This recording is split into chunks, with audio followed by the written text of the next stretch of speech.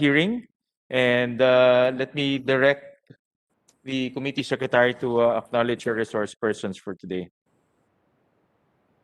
Hello. Good morning, Mr. Chair. Good morning, Senators. Good morning, everyone.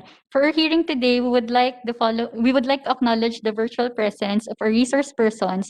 From the Department of Education, we have Yusek Nepomuceno A. Malaluan, the Chief of Staff, the Secretary and Supervising Undersecretary, Yusek Dad San Antonio, the Undersecretary for Curriculum and Instruction, Yusek Tony Umali, the Undersecretary for Legislative Affairs, and Director Roger Masapol. We also have with us representatives from the National Economic and Development Authority, or NEDA, Ms. Yuko Lisette R. Domingo, Ms. Susan Carandang, and Mr. Michael Padlan. From the United Nations Children's Fund, we have Mr. I.C. Feingold and Ms. Pauline Maria Isabel Santos. From the Coordinating Council of Private Educational Associations, or COCOPEA, we have the Managing Director, Attorney Joseph Noel Estrada. And from the Philippine Pediatric Society, we have with us Dr. Maria Carmela Casala, FPPS, an allergology and immunology specialist. Thank you, Mr. Chair. Thank you, Comsec. Again, I formally recognize Senator Nancy Binay and Senator Marcos, who are here with us in this hearing. This is a continuation of the previous hearing. Actually, this is a ongoing hearing of PS Resolution 391. And let me just read briefly the title of the resolution. Resolution directing the Senate Committee on Basic Education, Arts and Culture to conduct an inquiry in aid of legislation to determine the impact of the COVID-19 pandemic to the country's basic education system, identify and address the issues and challenges confronting the government in public and private educational institutions, parents, teachers, learners, and other stakeholders for the purpose of crafting legislation that would ensure an immediate, effective, and efficient government response, including recovery and transition measures during the COVID-19 pandemic, thereby mitigating its impact and providing a sustainable and resilient education system in emergencies. And the second item on the agenda, updates on the conduct of classes for 2020-2021, including assessment of learners. Number 3, DepEd's report on its pilot limited face-to-face classes with risk-based analysis. And number 4, preparation for school opening for school year 2021 and 2022. Just a reminder to DepEd, the topics that, aside from that, the topics that we want to focus today and what was left over from last time is a detailed presentation of the pilot testing program. As an opening statement, just to update the body, yesterday the Senate unanimously approved a resolution, and let me just read the resolution.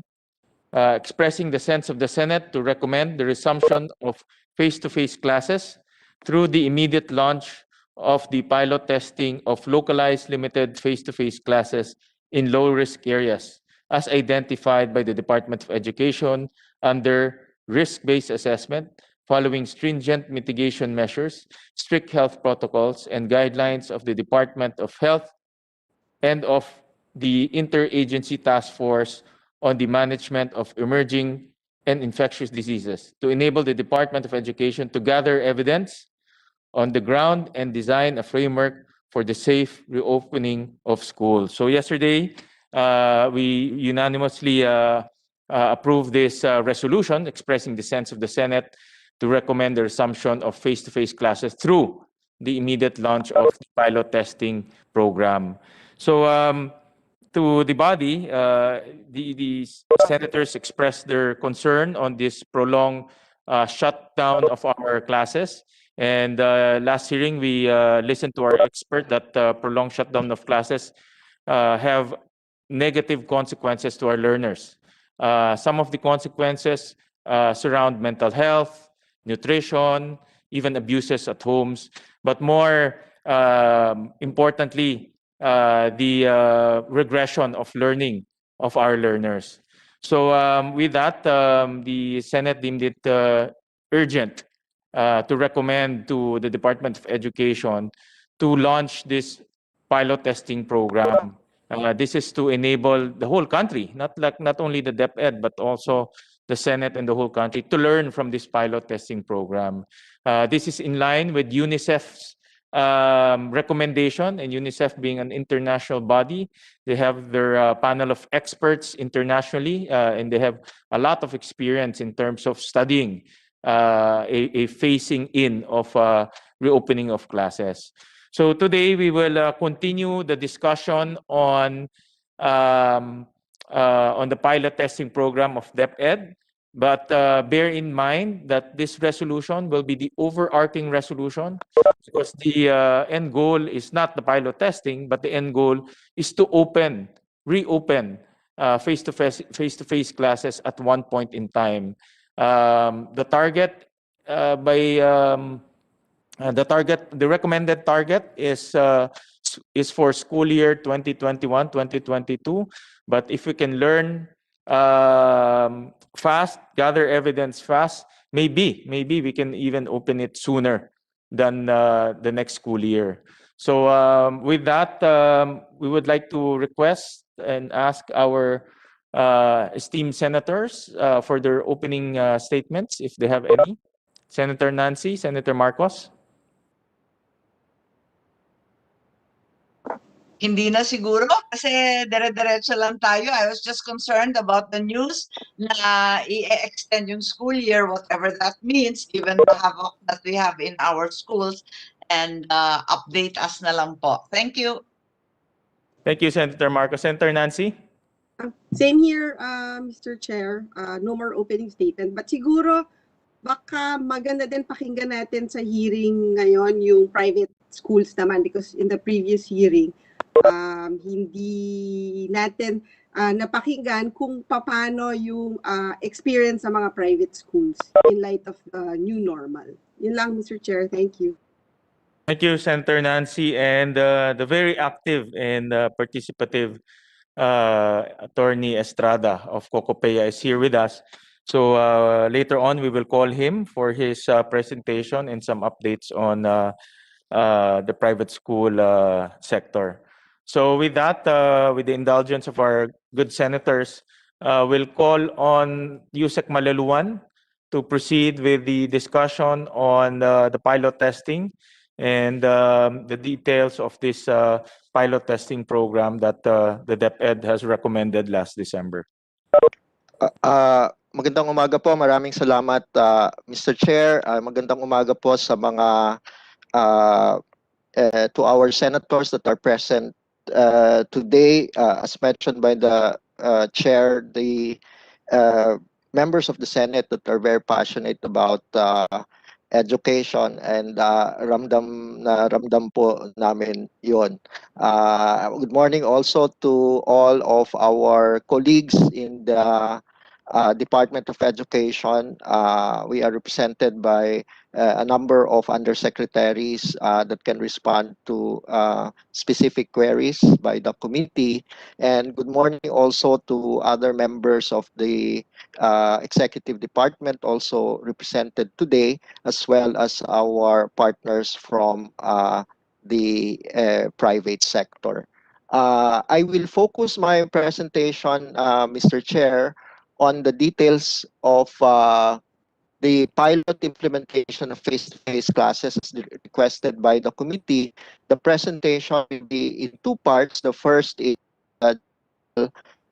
details, and the second, we have invited our regional director for Region 4A just to give to share with the committee some an example localization of the general framework. Undersecretary San Antonio is also with us, can provide later on an update on the additional 2 weeks in the school calendar, and that is actually related to the topic on the assessment and mitigation of learning gaps at this midpoint in the school year. So if I may proceed, Mr. Chair, with the presentation on the pilot implementation of face-to-face classes, may I request my staff to share the PowerPoint. Thank you.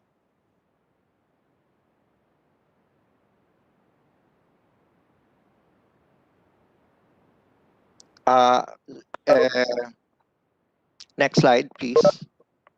So just an overview again, just to see the magnitude that we are dealing with.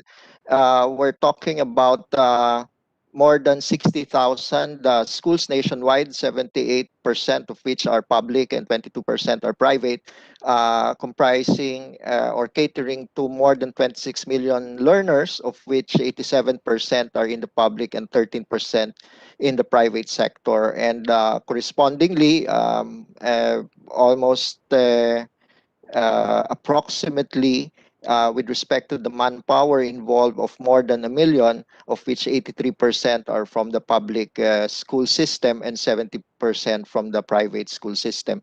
And insofar as the public schools are concerned, we have over 700,000 classrooms nationwide. And so we can understand the concern, the public health concern with this many individuals coming face to face if the school system were to resume under a full scale.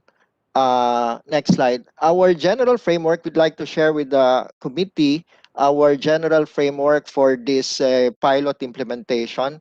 The first is that this is we need to emphasize that the resumption of face-to-face classes is both an education and a public health concern as of this time. And we know consideredly on all fronts recognize the necessity for face-to-face classes in the learning process, but this needs to be balanced with public health considerations. We also wish to emphasize at the outset, as we did in the last hearing, that the final decision on the conduct of face-to-face classes will be made by the president upon recommendation of the Secretary of Education, and she has made that a number of times, and with inputs also from the public health sector in light of the combined factors of education and public health at the present time. But as we emphasized also in the last hearing, the Department of Education is ready to implement a policy decision to resume face-to-face classes, the pilot, with the indispensable participation of key players and supporters of the educational system. As approved before its suspension in the December 14 cabinet meeting, an overriding principle that will govern any face-to-face classes will be one of shared responsibility. And in the shared responsibility, the key players are the DepEd, the host local government unit, and the parents. On the part of DepEd, we will be responsible for the health standards in the school setting. The parent shall be responsible for primarily for the health standards at home and during travel and transport, although of course that will be in coordination with the schools and the local government unit, while the support of the local government unit must be expressly secured. And we are opening this also to external organizations for support, feedback, and also for resources to ensure the success of the resumption of face-to-face classes. And DepEd will implement the resumption of face-to-face classes through a phased approach. The first approach is the pilot implementation, and this looks to an expanded implementation. And of course, we are all looking forward in the context of the vaccination program to the time when the national government will declare a new normal for us. Next slide. The necessity, just to reiterate, on the education and learning side, the necessity for face-to-face classes is considered in at all fronts. The first is the need to address our current difficulties in monitoring and assessing learning progress in a pure distance learning modality. The second is it can help mitigate inequalities and unevenness in access to technology, household resources, as well as the students' own skills for self-learning. It will also allow the resumption of activities that really cannot be done at home, such as the workshop requirements in the TechVoc track for certain TechVoc skills. We have also advised from experts that coming together and interacting again can ease the negative health impact of the prolonged quarantine of our children. And this has been emphasized by the secretary even at the first instance that there was a decision to close schools in February. That schools can actually help in the enforcement of health standards in school setting, recalling as well the photos provided by the good senators, Senator Cayetano and also Senator Gatchalian, the chair, last time, that the students, while absent from schools, physically absent or not in schools, are already starting to come out with the in their communities. Next slide. So I will not discuss in detail these milestones. This is just for the information of the committee. It shows where we are right now. Uh, uh, but the next slide will just recall also, and will not go into this, the present quarantine classifications by the IATF from ECQ, MECQ, GCQ, MGCQ, and new normal based on the omnibus guidelines on the implementation of community quarantine with the latest amendments of up to February 18.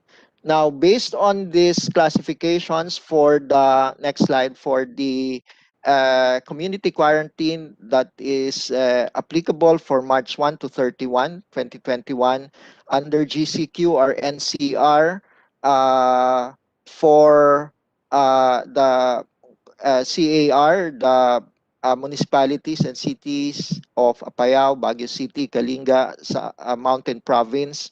In Region 4A, Batangas. In Region 8, Tacloban City. Region 10, Iligan City. And in BARM, Lanao del Sur. And the rest of the Philippines are in MGCQ. If we translate this, next slide, into our schools and learners, this means that there are uh, uh, that 7,122 schools are in areas covered by GCQ, comprising 4.35 million learners, while in MGCQ, the rest of the 53,000 schools, these are both public and private, are in the MGCQ areas, comprising 21.8 million learners. In addition to this general quarantine classification, may we just note that we in DepEd have since February been monitoring our cases of a infection within the department, both for personnel and learners. And this shows by division the magnitude of distribution or incidence per division of the 4,468 cases of positive for COVID that we have monitored since we started our internal monitoring. So the bigger rectangles represent those with larger incidence of monitored COVID-19 cases within the department. And the next slide would show that same comparative magnitudes for learners, and the next slide for the school personnel. And the table, next slide, provides the top 10 divisions with the relatively high COVID-19 cases within the department, and that's Quezon Province with 193, Batangas Province with 158, Bataan with 128, Cebu Province with 114, Quezon City uh, with 104, Cavite Province with 100, Navotas 99, Davao City 94, Negros Occidental 88. And this are in terms of the monitored learners and teachers within the department. But what we are just saying is that in addition to the from a risk-based assessment perspective, the national quarantine classifications will have to be uh, also um, supplemented at the local level by their local COVID situation, not just at the municipality-wide level, but from DepEd's own monitoring of cases for our personnel and students. Next slides. Next slide. The objectives of pilot face-to-face classes. One is the overall objective of reintroducing face-to-face classes, and this relates uh, to the necessity slide that I mentioned at the beginning of this presentation with respect to the delivery of quality basic education in a safe learning environment. Uh, and the next is really to be able to address the teaching and learning gaps encountered in the distance learning modalities. And the second will provide the basis for some prioritization of learners within areas that will be identified for resumption of face-to-face classes. The specific objectives of this pilot implementation is to assess the viability of the safe reopening of schools in low-risk areas in operational terms, and also based on the lessons of that pilot implementation to identify strategies, key considerations, and resource requirements for the effective and efficient transition of learners from pure distance learning to expanded face-to-face classes. So as mentioned earlier, this is a phased approach to proceed from a pilot implementation and subsequently an expanded implementation until the declaration at the national level of a new normal. Um, this is the operational framework that we have adopted. It combines the framework developed by a number of UN agencies and the World Bank, and these are the ones in the internal boxes on having the components of safe operations, ensuring learning, ensuring that the most marginalized uh, are included, and ensuring that the well-being and protection of everyone are upheld uh, in the process, and which a factor should be reflected in both the policy and financing of any government agency or ministry.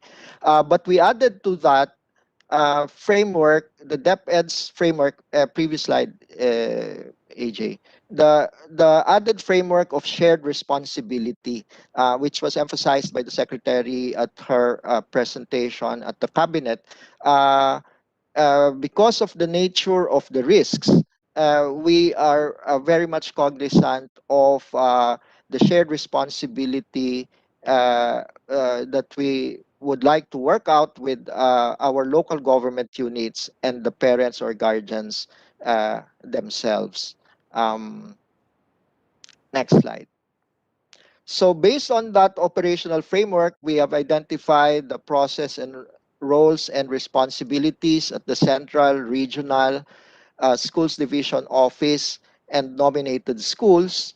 And within those process, roles and responsibilities, as they perform that, we have developed, next slide, our self-assessment tool, readiness tool, for use by the schools and the regions in nominating the schools that will be included in the pilot program.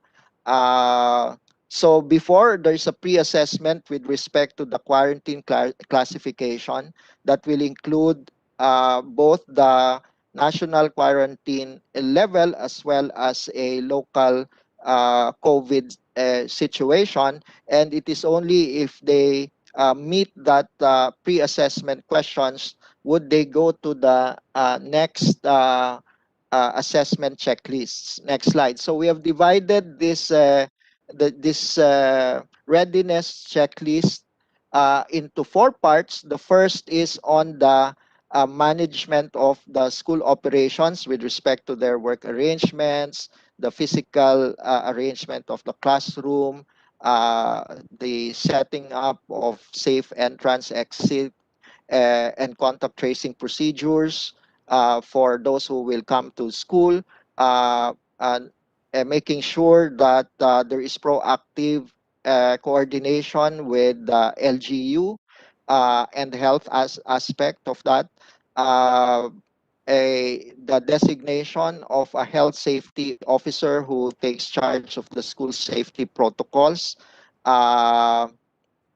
the required number of maximum learners, the orientation, necessary orientation for the learners, parents, guardians, personnel, and external stakeholders, the orientation with respect to the alternative work arrangements, because this will also entail an expanded work activity for our teachers and personnel, the health monitoring tool for those that are in school, and the necessity for the sanitation and hygiene facility within the school premises. And uh, the second component is the teaching and learning management, because at the end of the day, we want the students to come to school to be able to ensure that the quality of learning is enhanced. And so they also have to check on their learning resources, the class schedule, the load of teachers, the observance of the guidelines on academic ease, and the readiness of the teachers for instruction in the blended learning modality that includes face-to-face. The second component is the management of the well-being and protection. Next slide, please. Of learners while in school.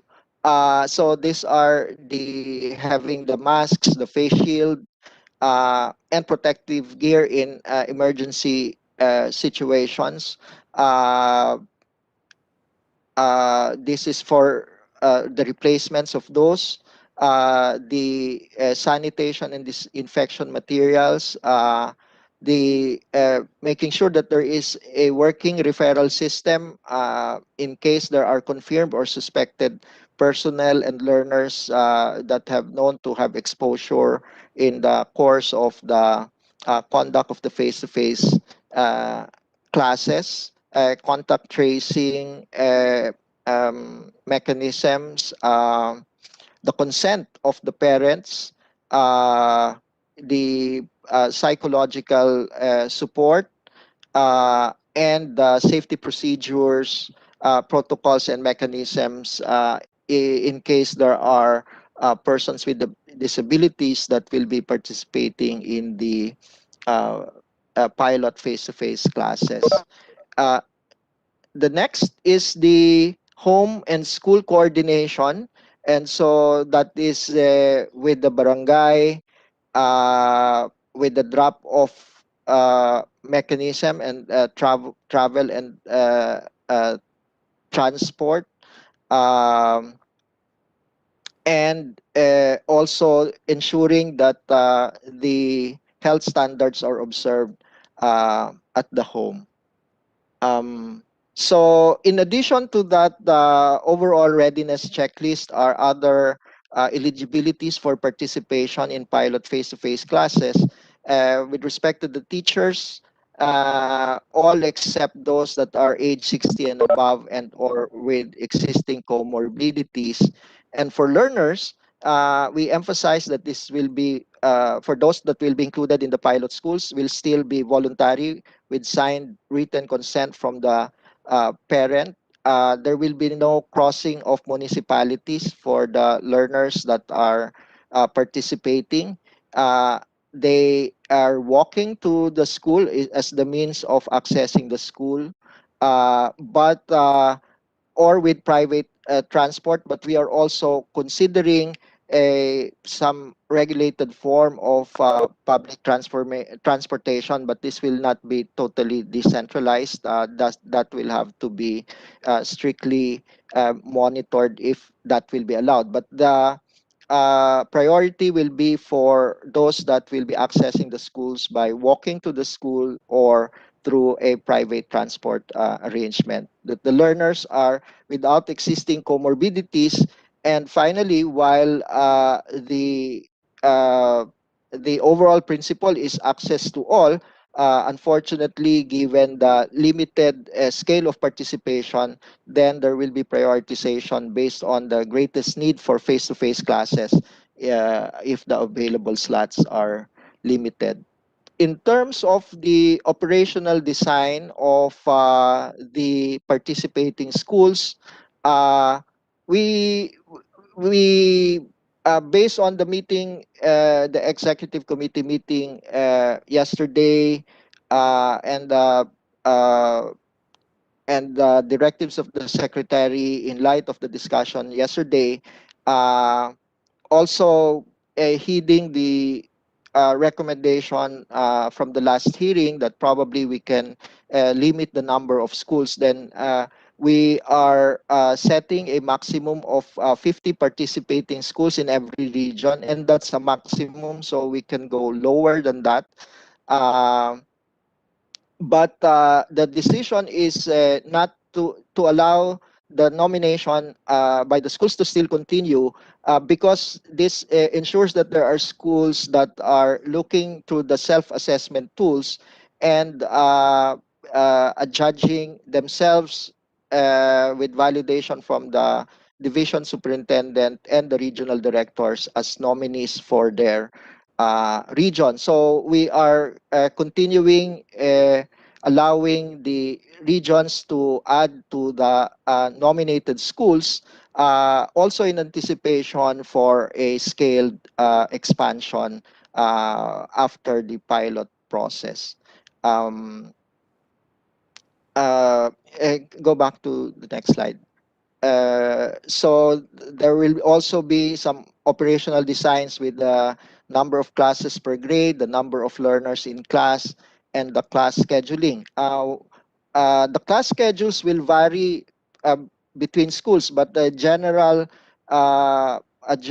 rule will be that the face-to-face classes will be for a maximum of a half day only, because uh, our decision is for the learners to take uh, their meals, their lunch at the home rather than in school, because it's in the uh, it's in the setting of a taking their meals that some of the risks are increased. So the students will have to go home after if their schedule is in the morning to have their lunch at home, or those that are coming for an afternoon schedule would should have eaten already their lunch at the home. Um, Next slide. This is the setup in the classroom for both the single armchair and the table setup. Uh, we will not, it will be difficult for us to move furnitures out of the classroom. So we will maintain the existing setup, and we will just uh, allot or limit the seating of the students and reduce the number of students based on the classroom setup. Of course, proper ventilation have to be observed, and the other seats will serve as physical barriers to the students' physical distancing. Um, uh, we note that not all will be in classroom setting. So if they can use open spaces outside, that will be allowed. And the pilot schools also includes uh, the CLCs that we have. In other words, not in a school classroom, in community learning spaces for our AL students, as well as also for formal school students, if there is an available arrangement outside of the uh, uh, classroom premises. That was asked in yesterday's MANCOM by some of the regional directors, and we are giving them some flexibility from off classroom sites for to conduct their face-to-face classes. But it has to be consistent with the protocols. Next slide. As asked by Senator Binay, with respect to private school participation, private schools that wish to participate in the pilot implementation of face-to-face classes, so there can be a lag uh, of when, but we can use the interim period while the pilot face-to-face remains suspended for interested private schools, and we will be issuing a notice to the regional directors therefore. But some of the guidelines will be for them to submit a formal letter addressing interest to be part of the pilot face-to-face, that they administer the readiness assessment tool. And if they pass the readiness assessment, they will be included in the list of ready schools, but the regional director will decide who will actually be included in the pilot implementation. No private schools can implement face-to-face classes without authorization from regional director, and the private schools shall submit a report on lessons and recommendations after the conduct of the pilot implementation, and we will share with them the monitoring and evaluation tool that is being readied by our planning service. Um, Next slide. Now, we also identified in some of the operational roles and responsibilities, and I will not go over them one by one, because these are also aligned to the readiness checklist. In other words, it just transforms the readiness toolkit into specific operational details for the school authority. Next slide. Uh, Next slide. For the parents. Next slide. And for the LGU and the community. Next slide. If there is a regulated public transportation to the school, and this will just be a supplemental, and really if there is a compelling reason to include some form of public transportation, then we just are sharing the so-called 7 commandments as issued by the TOTR in the use of public transportation. We did not include here, but a supplemental guideline here is the limitation of the contact time to no more than 30 minutes within a vehicle. Next slide. Uh, we also have existing protocols if a participant exhibits symptoms while in school. That includes a first aid plus coordination with the existing. By the way, these protocols on the exhibiting of symptoms are existing protocols with respect to personnel in our schools for those reporting in office. So there are existing arrangements, as we have mentioned. We are monitoring our COVID-19 cases within the department, and there are coordination for dealing with this at the local level. The next slide is we mentioned 1,056 in the last hearing, but this has increased to 1,579 because, as mentioned, the Secretary's directive is to continue receiving nominations from the regions. Please note that there are included 36 schools in NCR, but this is in anticipation of an MGCQ status. And I believe that this only covers just a few cities that are amenable to holding uh, face-to-face classes. But I think this needs, I mentioned, one thing, and that's why we did not also want to disclose in detail the specific schools is the secretary has given until Sunday to all the regional directors to validate the LGU concurrence in all of these schools. But should the suspension be lifted anytime, then those that have of this 579 with the limit, if we limit it to the 50 as an adopted policy yesterday, that will be a maximum of 850 if we will go by maximum. But let's say if the suspension is lifted today, then we will commence immediately for those that have a validated LGU concurrence. And as I mentioned, for those that have been submitted as nominated schools, the secretary has given the regional directors until Sunday for the validation and revalidation of the LGU concurrence.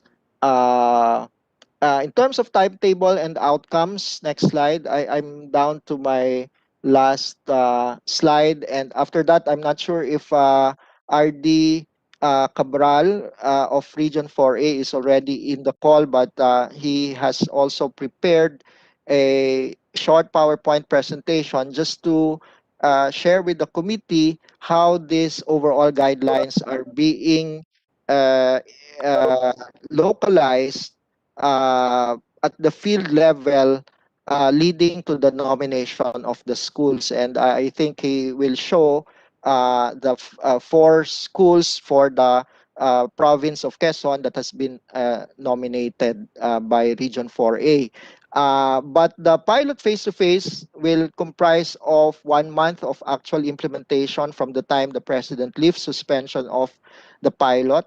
Thereafter, there will be a 1 week consolidation of lessons and refinements using the M&D tool that is being finalized by planning. There will be a recommendation to the president if warranted for the expanded implementation based on the results of the pilot. If we are uh, if there will be approval of expanded face-to-face, then we will have a period of mobilization using the refined guidelines based on the pilot implementation, and the expansion will be on a rolling basis as the refined standards are met at the school level until the time that the new normal is declared, where we will be resuming with the regular classes. But as emphasized by the secretary in our previous meetings, there will be new normal standards which are still under deliberation, and which leads to the topic of the opening of classes, that there are aspects, major policy issues that are still under deliberation. So we are not yet ready to provide a definitive uh, presentation on the opening, because the new normal standards in curriculum, learning, delivery, and health and safety will surely be different from the pre-COVID standards.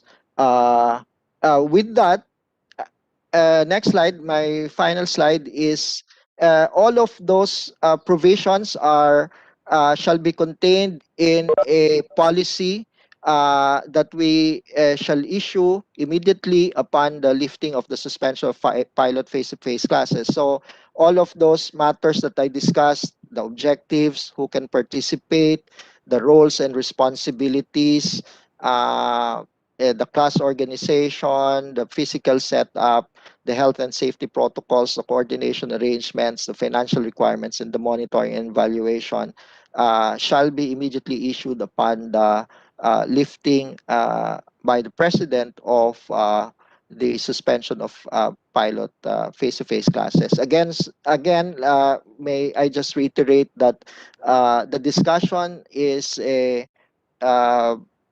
compliance also with the authorization of the president for DepEd to continue the preparations for the implementation of the pilot face-to-face classes at any time, for implementation at any time that the suspension is lifted.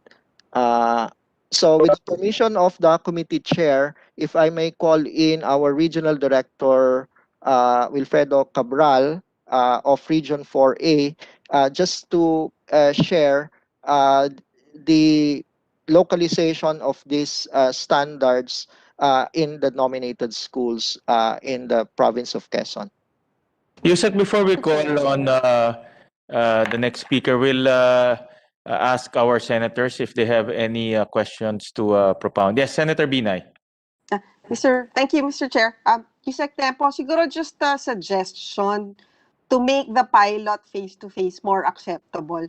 Wag na muna natin isama yung NCR, wag muna natin isama yung Quezon Province kasi yung mga nasa listahan yon na matataas yung nagka-COVID yung learners, teaching personnel, siguro wag muna natin silang isama dun sa initial.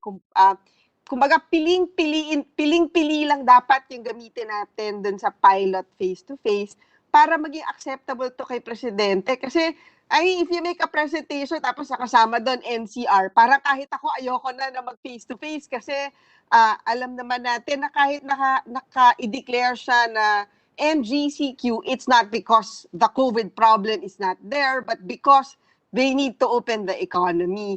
So siguro, pagdating dun sa, it's not more of dun sa GCQ, MGCQ, but really yung actual number of COVID cases dun sa area na pipiliin natin sa pilot face-to-face. Paulit-ulit nga namin sinasabi, piliin muna natin yung 0 or close to 0 cases. Para when you make the presentation to the president, when you make the presentation sa IATF, pwede niyong paulit-ulit sabihin na wala hong kaso ng COVID dito sa mga lugar na kung saan kami mag-face-to-face. Yun lang po, Mr. Chairman. Mr. Chair, just to respond, yes, we note that, as I mentioned, we have the universe of 1,579, and we will, based on the validation plus the suggestion of Senator Binay, that will be duly noted in making the first batch of, because the secretary also did say yesterday in yesterday's meeting that yes, we will reduce, but it doesn't mean that there will be just that one singular set. In other words, there can be a first batch, and the suggestion of Senator Binay can be considered in that first batch of the pilot schools. Yes, kasi Yusek na po, parang pagmalaki yung universe, parang mas hindi makaka-take off yung pilot face-to-face natin. Kaya siguro mas maganda, liitan na lang natin para talagang matututukan at mapapapayag natin si Presidente. Yun lang po, Mr. Chairman. Mr. Thank you. Chair, just very quickly, because the one that prepared the presentation, although RD is also here and can speak to their cases in his area, but the one with the ready uh, uh, PowerPoint presentation is RD Cabral for 4A for Quezon Province, as mentioned. But you would also note that Quezon is a very big land area as well. And in fact, the schools that were chosen are really remote schools. So for purposes of just sharing with the committee how these are localized, because as mentioned yesterday, and I think it was Senator Marcos also made the observation that there will be various contexts that different nuances for every uh, uh, area. While there is a national standard and guideline, the localization will vary in different places, and that can be given greater clarity with the presentation of RD Cabral on how this national framework have been localized towards the nomination of their pilot schools. Yusek? Mr. Yeah. Chair? Yes, Senator Amy. Yes, Mr. Chair, hihirit lang ako in full agreement with Senator Nancy. Alam ninyo, unang-una, nangangampanya tayo kay Presidente, ayaw na ayaw niya to. So dapat yung basic premise, talagang para makumbinsi si Presidente, ang basic premise natin, we will pilot and open only in low infection, low risk areas. So wag na natin isama yung mga Pasay City at saka yung mga Cebu City. I-out na yan. Kasi low risk areas, yun ang basic premise. Ikalawa, para tayong kumukuha ng survey. Ang usapan natin, less than 1,000 para makumbinsi, very conservative ang opening.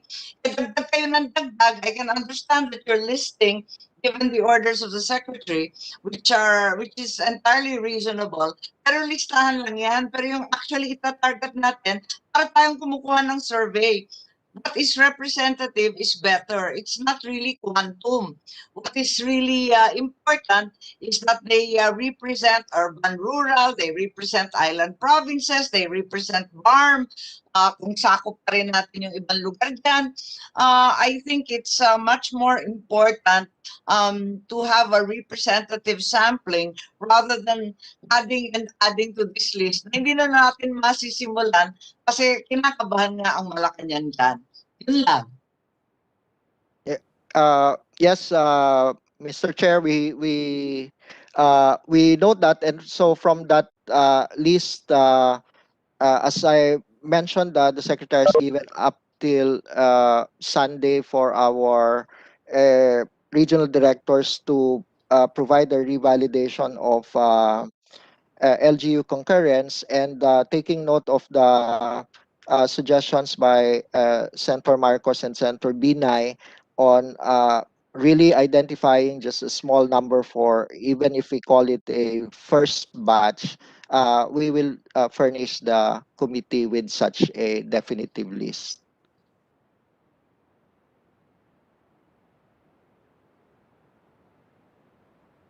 Mr. Chair, if we may be permitted to call in RD Cabral at this point.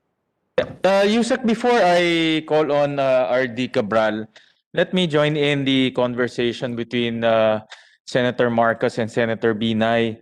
My observation on the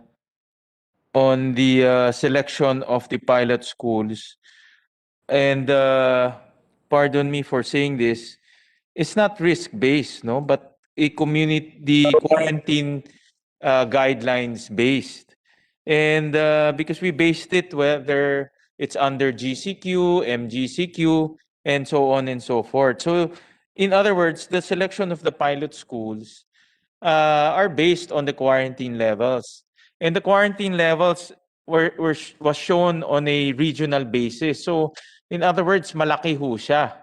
No, I just went in the internet to get information. Like for example po, Cavite, the whole province of Cavite is under MGCQ. And if you move into a much granular location, Bacoor is under MGCQ. But it has 239 active cases. In Cagayan de Oro, which is part of Misamis Oriental, is under MGCQ. But Cagayan de Oro has 217 cases. Just to give you a comparison, Valenzuela has about 230 cases. So we're not far from the likes of Bacoor and Cagayan de Oro. So my point of the matter, and going with the comment of Senator Marcos, Senator Binay, we should go beyond the quarantine levels. Because the quarantine levels are quite general, no? If pinakita nyo kanina, they're quite general in terms of restrictions. But going by the UNICEF recommendation, paki-flash mo ito. The UNICEF recommendation went into a much more detailed criteria, no? And they have criteria such as number of cases per 10,000 and positivity rates. So this is a slide that I saw from UNICEF presented by Mr. Feingold. And if you notice, they recommended a much more stringent and science-based criteria. No? It should be less than 10 per 100,000 population in less than 7 days. No? Meron pang time frame. And you have positivity rates of below 5%. So I remember in the presentation of the Philippine Pediatric Society, they even recommended computing the R0 or transmission rate. So it's not only the quarantine restrictions, but you have to go much more granular in terms of location and the matrix or the matrices that should be used in terms of assessing risk. So I would recommend USEC is to go deeper, beyond the quarantine levels and compute and use this type of scientific-based or public health-based matrices. That's why I recommended that DepEd should probably engage an epidemiologist because they're the ones who know all of these things. They're the ones who are attuned and are well versed in this type of risk-based analysis and recommend to the DepEd how to assess risk properly, not on a regional level but really on a granular level. Kaya yung sinabi kanina ni Senator Binay, Senator Marcos, these are, if you look at MGCQ, pasok itong mga highly urbanized cities no? And we all know the highly urbanized cities are really very, very dense, no? To compare Cagayan de Oro, Cagayan de Oro is a super economic center, and looking at their active cases, 217. But we have to also look at the transmission rate and also the positivity rate because those are the things that dictate how fast the virus will spread. So, in short, USEC, I recommend that we employ the help of an epidemiologist or a team of epidemiologists to help guide DepEd and to go deeper into the risk-based recommendation. May I respond, Mr. Chair? Yes, USEC. Well, Mr. Chair, Mr. Chair, before the response Yes. of Yusek Nepo, siguro just an additional suggestion. Mr. Chairman, baka they can also engage the group of yung Okta ba yun? Yung from the UP group. Kasi di ba they always do computations. Baka they can provide data for DepEd pagdating dun sa mga positivity rate. Yun lang po. Go ahead, Yusek Nepo. Thank you, Mr. Chair. Just to note that the risk-based assessment is a combination of the COVID health risk situation, and as observed by the Honorable Chair, it would appear that we are basing on the general community quarantine classifications from the IATF. This is even as we recognize, and we will update a very specific granular guideline as suggested, and consider that in consultation with epidemiological experts. And I will just comment on that briefly.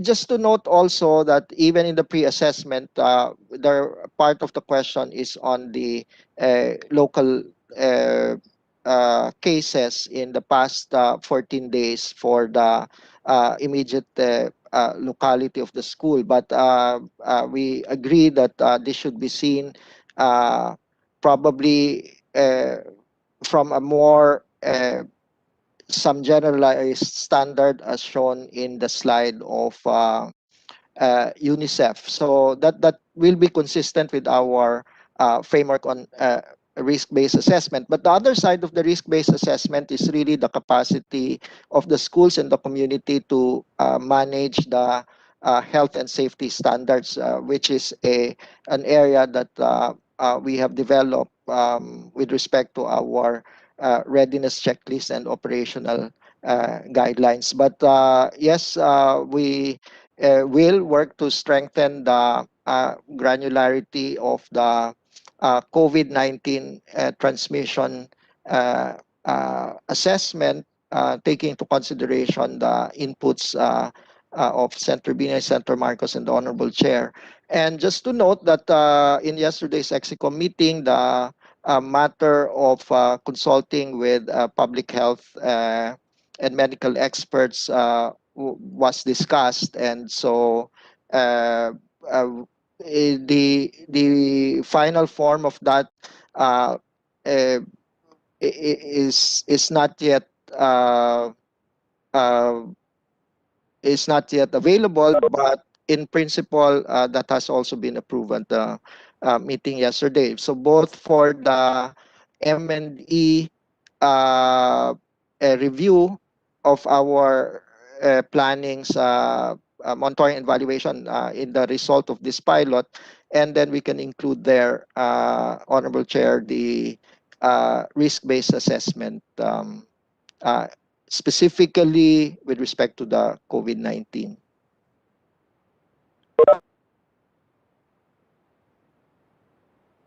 Thank you, Yusek. No, but my initial reaction is the superintendents might be signaled that as long as you are in the GCQ area or MGCQ area, sorry, as long as you are in the MGCQ area, it's all right to launch a pilot testing program. No, however, if you look at the MGCQ, these are very general restrictions and descriptions of what you can do and what you cannot do. No, but it doesn't talk about the public health aspect of epidemiology. For example, transmission rate, positivity rate, and which are very important in determining risk. No, I'm sure the MGCQ also takes this into account, but from an education standpoint, we have to take the extra mile, no, to determine the risk kung kaya pa nga per school level. But if not, then we can just do a risk on a per municipal level. Because if I'm a superintendent and the guideline is as long as you're in MGCQ, you can nominate 50 schools. Then places like Angeles City, Bacolod City, Bacoor, Cagayan de Oro, these are MGCQ, but highly urbanized cities or cities. Then it's very difficult, no, to assess the risk using the quarantine levels. they might be recommending these areas, but obviously these areas are very dense, very. I'm sure the school is the classrooms and the schools are also quite dense and crowded, and it might not build confidence of our parents and our school officials. So my point lang, Yusek, is again to engage experts, epidemiologists, for that matter, and further assess the risk using the most common and the most accepted, internationally accepted matrices, because we have to make sure that we assess risk, not only the quarantine levels of that area. Yes, that is noted, Mr. Chair, with the assurance that we really see Sa this PowerPoint natin. we really see this public hearings as a discussion of this ongoing matter, and all of the points that we have noted in the last hearing were brought up in the EXICOM and joint EXICOM and MANCOM yesterday, and also to the secretary. So that is duly noted, with the assurance that uh, it is, as I mentioned, consistent with our framework to really look at it at the lowest risk areas, and providing greater granularity to that, Mr. Chair. And that's the public health aspect that we are dealing with as a department. And as mentioned by the Honorable Chair, we really need expert uh, input, technical input on that side, Mr. Chair. Thank you. Yusek, Mr. Chair? yes, Senator Binay. Siguro, Mr. Chair, no offense meant Yusek Mepo ha. Kaso lang ho kasi pag ito yung pinesent nyo kay Presidente, kunyari ako si Presidente at ganito ho yung presentation na maririnig ko, mukhang hindi rin ho ako papayag dun sa pilot na face-to-face. I guess, di ba, Yusek na po, katulad ng panawagan natin during the previous hearing, I think we really need to be more focused yung ibibigay natin kay Presidente na kung pwede nga, pag nag-present sa IATF and nag-recommend kay Presidente, nandun na yung pangalan ng eskwelahan, ilang estudyante ba talaga yung papasok, anong magiging setup nila. Because I think that's the only way na pwede nating makonvince siya na this is not for all, this is limited lang to. Tsaka we did the checklist na itong mga eskwelahan na to, let's say 150, talagang pasok dun sa health requirements to prevent the spread of COVID. But kasi masyadong general pa rin yung SECNEPO, yung ganitong presentation kulang-kulang sa detalye, tsaka parang kulang din dun sa science, katulad ng nabanggit ni Mr. Chairman. Yun lang po. Thank you, Senator Binay. Yes, Yusek, go ahead. We assure Senator Binay that we're taking this with the view to really working out a common objective, and we do adjust, and we will be quick to adjust to those, except that sometimes there are really limitations, Honorable Chair, given the magnitude that we are working with. And we hope also that there is some understanding of some of the limitations that we do. And as I mentioned, part of that proceeds from the combination of the education and public health aspect. And on the part of the department, from an interagency perspective, that's really IATF is the main platform. But we that is not saying or offering any resistance to the comments that we really have to provide greater granularity and consult and have greater technical input on the side of the public health aspect. So yes, we wish to give the committee the assurance for that for as recommended in this hearing. And we can assure you that it will be reflected in the subsequent iteration of this presentation. Yusek Nepo, meron na ho ba tayong ginagawa something similar dun sa pinakita ni Mr. Chairman from Indonesia, yung heat map? Are we doing that? Well, the heat map of it is the raw data that we will have to work with, and right now the data is based on the national surveillance of the national government in IATF setting, which is translated into the GCQ, ECQ. It is also presented with respect to the classification criterion. The other one, as we mentioned, is our own monitoring of our cases. So it's also difficult from the IATF aspect to let's say come up with other COVID-19 risk classification in certain areas, because the mandate also from the IATF is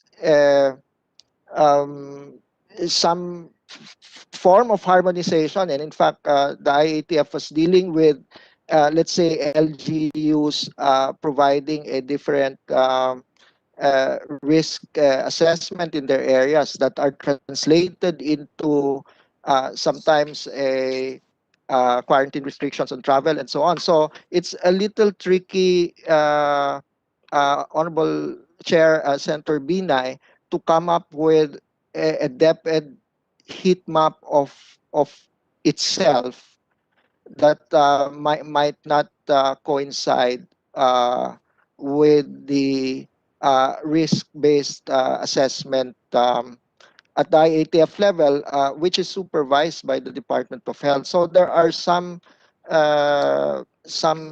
issues there. But with respect to the recommendation of Senator of the Honorable Chair, then certainly along with the external experts, we have to discuss this in detail for the granularization with DOH itself, so that it is always consistent with what is the public health aspect in the IATF.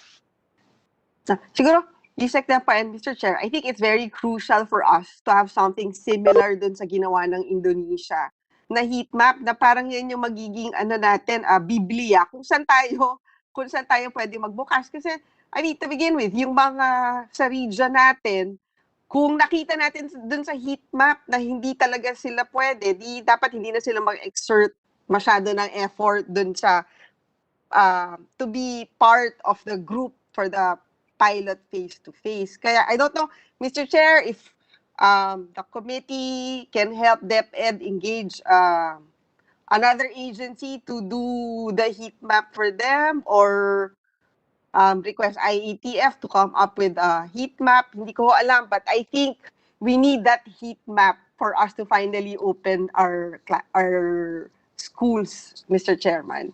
Yun lang po. Thank you. I know that Your Honor, Senator Binay requested IATF to join us. No, we requested their presence. However, they sent word that Secretary Galvez is on the field, no, attending to the vaccine rollout. Nevertheless, we wanted to ask IATF themselves if they have a heat map of they have a heat map based on risk that will divide it on a per municipal level. But I looked at the website of IATF and also the internet, and I can't find one. I can't find any heat map to that matter. So I would like to again strongly suggest, no, in the absence of that heat map, in the absence of a granular risk-based analysis, the best next thing is for DepEd to create its own heat map and create its own risk-based analysis. The MGCQ is a framework, a general framework, but we can go much more granular in terms of risk-based so that when we have these pilot schools, it's not only based on their quarantine levels, but it's also based on their risk. And the risk will have several components. Only epidemiologists can certify and can give us that assurance that they're in fact in a low-risk area. So with that, Senator Bina, with your indulgence, we will call our resource persons first. Yusek, before I call RD Cabral, we have some resource persons who we did not call last Honorable time. Chair. Yes. Honorable Chair, uh, I think just an appeal to the Honorable Chair. I think RD Cabral's presentation will be uh, short because this addresses some of the issues, and at the end of the day, it will be in the nominated list. The reduced list take into consideration the more granular COVID risk from the health side assessment, and then the really pinning it down to the schools. And this one does so uh, in the Quezon province, but take into consideration the observation of Senator Marcos.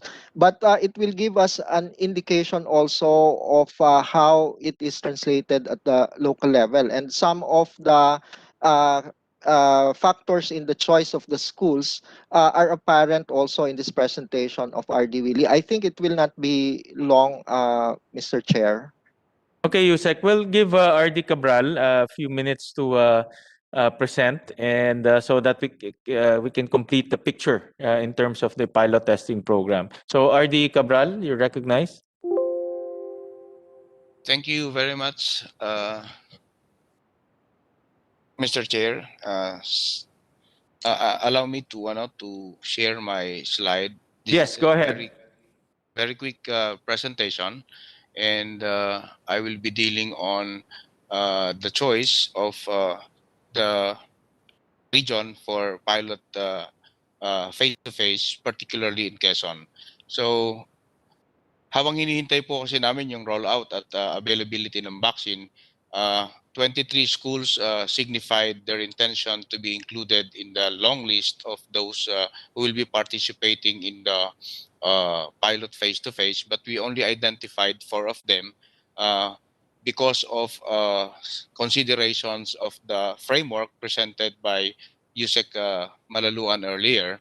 And those 4 schools includes 2 iPad schools, 1 community learning center for ALS, and 1 complete elementary school, which we consider pass the criteria on the readiness for limited face-to-face. While it is true that there are a number of cases in Quezon, but we should understand that Quezon is a landmass big, and it has a number of the biggest number of schools in the region, counting to about less than 1,960 to be exact. And out of that, these schools comprise those with enrollment of 1:500, and considering the realities in the region, 75% of the schools in Region 4A are actually with enrollment of 1 to 1,000, and 25% in urban and town proper areas, business centers. Ito lang po yung merong enrollment ng 1,001 to 11,000. And that is about 25%. So, isa po sa mga na-identify na mga eskwelahan ay ang Lagmak Elementary School, ang Lumutan Elementary School, ang Patnanungan Norte Community Learning Center at ang Katakian Elementary School. Ito pong dalawang eskwelahan ng Lagmak at ang Lumutan ay nasa general na CAR. Ang tawag po dito ng mga taga Quezon ay ang Reyna, at nandun po siya sa dulong bahagi ng Quezon. Sa katapat po nito yung Pulilio Group of Islands, at ang Patnanungan, Municipality of Patnanungan, kung saan matatagpuan yung Patnanungan Norte, at ang Katakyan Elementary School ay island po. And Katakyan Elementary School, for example, is also situated in an islet within Patnanungan. So why are these schools nominated? We nominated this school because it passed the criteria of the selection and nomination. At ito pong eskwelahan, inuna po natin yung ALS, meron lamang po itong 7 enrollment, minamanage ng isang mobile teacher, at ito pong mga eskwela ay nandun lamang sa komunidad. Ang sumunod na paaralan po ay ang Lagmak Elementary School, which can be found in Pagsangahan General Nakar. It's an IP school offering purely elementary school, elementary education from kinder to grade 6. Ang total enrollment lamang po nito ay 39 with 14 kinder students, 25 for elementary, with a total classrooms of 10 and managed or handled by 3 teachers. Ang klase po dito were organized into either a multi-grade or a combination class. Ang grades kinder and grade 1 ay magkasama po with 14 learners, grades 2 and 3 with 15, at ang grades 4, 5, 6, isang section, may 10 lamang pong mag-aaral. Ang tatlong mga guro po ang siyang nag-handle ng mga subjects para sa mga klase ng mga batang ito.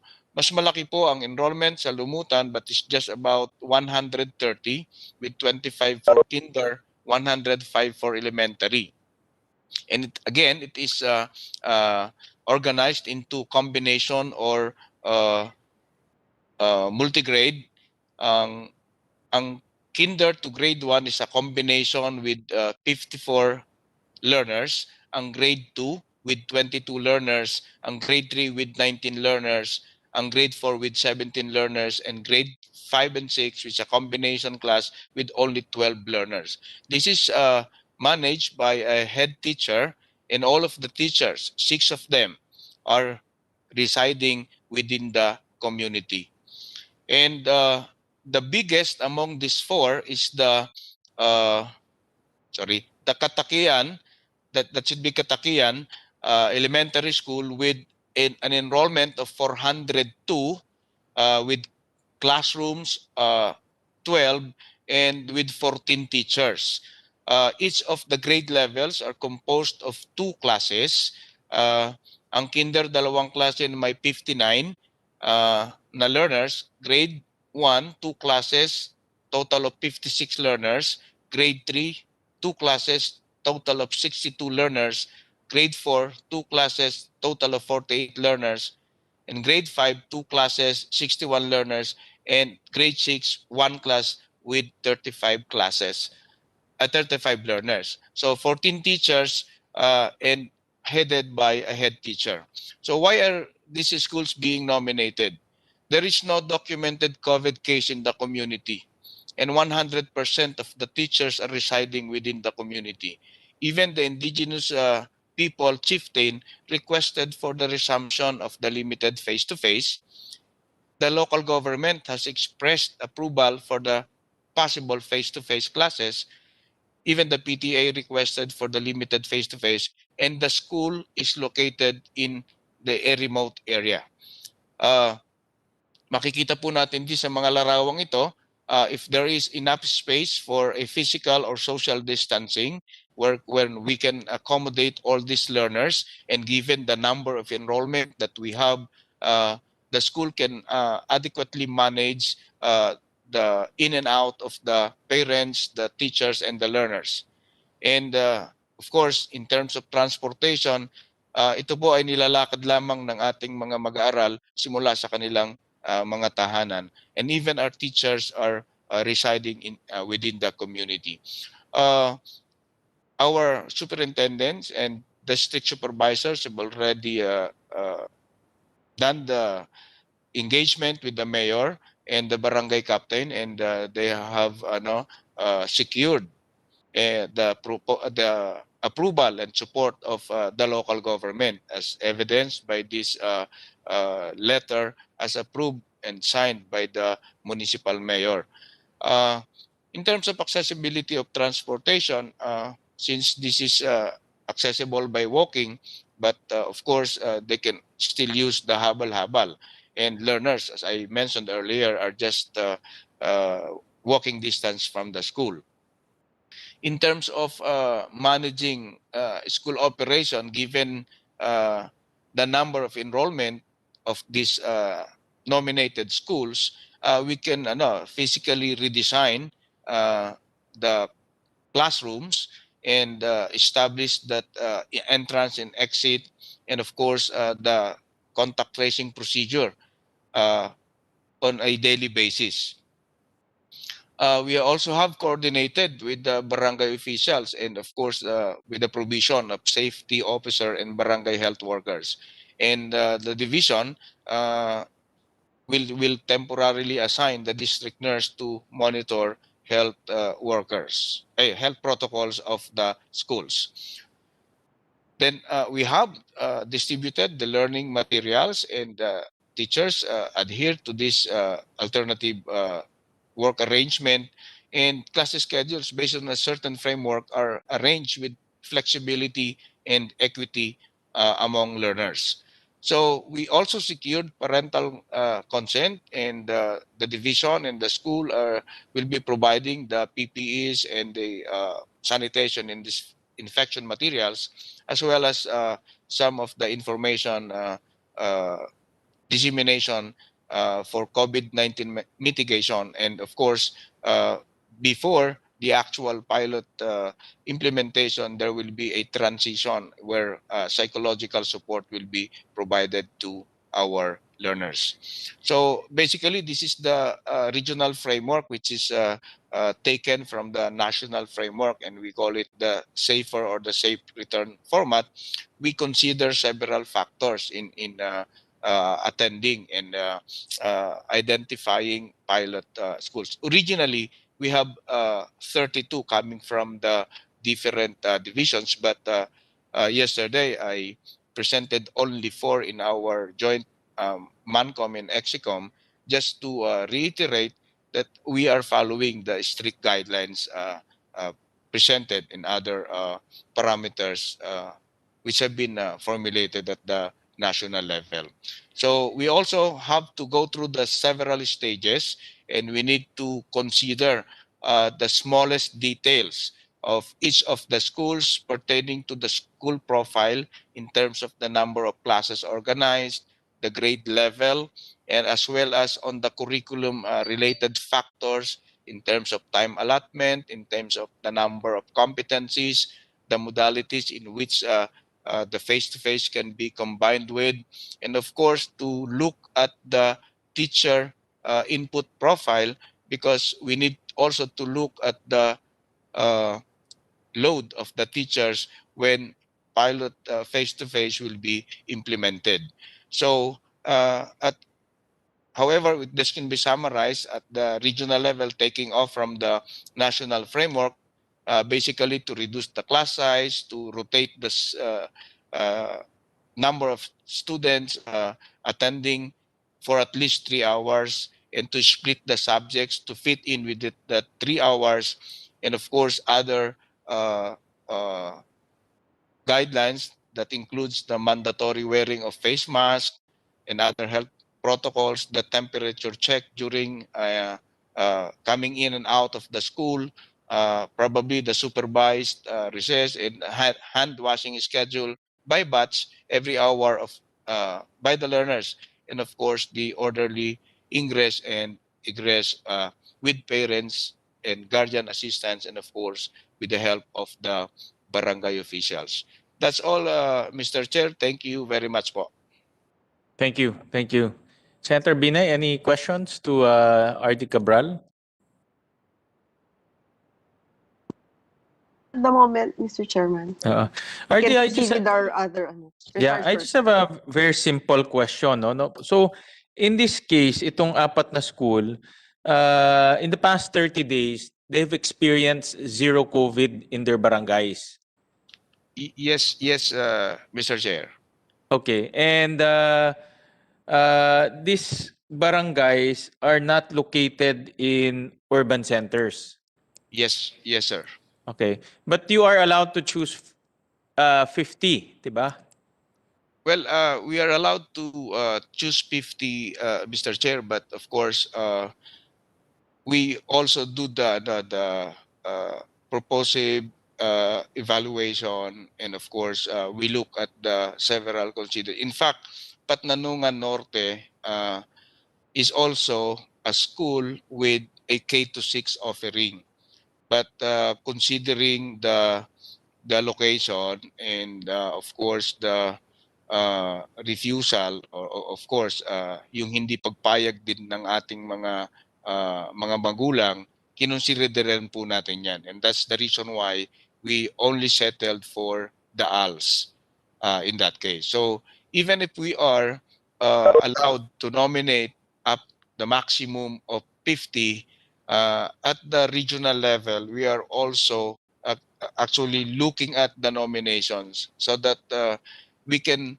uh, be able to manage the pilot and really learn from that, so that when we do the replication in some other schools, alam po namin kung saan kami po pwedeng mag-improve at kung saan yung mga pagkukulang. Bakit hindi ho pumayag yung parents? I'm just curious. Well, for medyo malaki din ho kasi yung enrollment, because if you're going to reduce the class size, if there is a class size of 60 and you put the maximum to be 20, given the configuration in the classroom, that would demand additional manpower, and of course mababawasan din naman po yung number of days that the school will be that the students will be attending in person, simply because all of those na mai-include sa pilot have to have the experience of getting to school. And kung marami na yung mga sections or classes na ma-organize, because you're breaking it down to smaller sizes, liliit po naman yung frequency. And I think that's one of the reasons why hindi nila ito ginusto, aside from the fact na medyo meron ding mga reservations as to transmission. And we recognize that, Mr. Chair. But this school in particular has experienced zero COVID for the last 30 days. So I'm just wondering how come the parents are still not comfortable. Well, Ano yung- that's one thing po na kailangan din po namin na tingnan, because initially hindi naman po natin pinipilit, kasi nga yung prinsipyo ng shared responsibility, although we can tell the parents na wala naman po tayong COVID dito, still we have to respect their decision for that. Thank you, RD. We move on to our next resource person. But before we do that, we recognize the presence of Senator Cayetano. So with that, we call on Kokopea, who was with us last time to share their presentation. Of course, some updates on the private schools as requested by Senator Binay. Thank you, Senator Win and Senator Nancy Binay, and to also good morning to all our deputy officials and our other resource persons. Magandang umaga po sa inyo lahat. Senator Win just would like also to comment on the planned resumption of face-to-face classes. As you have mentioned, last year, Kokopea, I was able to, on behalf of Kokopea, I was able to present some international studies in preparation for a face-to-face opening. Between that period and this hearing, Kokopea actually had several occasions where we were able to present with the IATF and other subcommittees our studies. It resulted actually to, number one, the higher education. CHED has allowed limited face-to-face on certain programs, the allied health and medicine programs. It also has resulted to the issuance of a joint guidelines of the CHED and the DOH. Insofar as the resumption of face-to-face classes in basic education, we would like to propose the following caveats. First is that if ever we allow the resumption of face-to-face classes in the next school year, we hope that this will remain as non-mandatory to both schools and to the parents. Of course, the child rearing right pertain to the parents at the first instance and primarily, so that is their call. Now, Senator Win and Senator Nancy, ahead of the pilot or while we are doing the research and development study now through the piloting of the schools, we hope also that you can consider looking into the schools, especially the private schools, to reopen, not for purposes of conducting face-to-face classes now. We are already at the tail end of the school year, but rather in some areas allowing students and parents to access the resources of the schools, not to participate in classes, but again to use the resources of the school. Like for example, libraries, internet, spaces where they can actually use for their benefit in accomplishing their educational tasks. Kasi po napansin namin, like for example, parents take their children to malls or other places where they are allowed on limited time. If we can adopt the same for education purposes, halimbawa accessing internet, yung kung necessary lang po, and again we can maximize the use of the education resources of the school while we also pilot the actual conduct of the classes. Sayang naman po yung libraries and wide spaces, internet access. And then I'd like to proceed with the proposed face-to-face, and we hope that these inputs will also be considered in the final guidelines of the Department of Education and the IATF. Would like to proceed on the following key messages. Mr. Chair? Of Senator, yeah, sorry. Before mag-proceed si Attorney Erap dun sa face-to-face, can we just get feedback kung ano yung nangyari this past school year?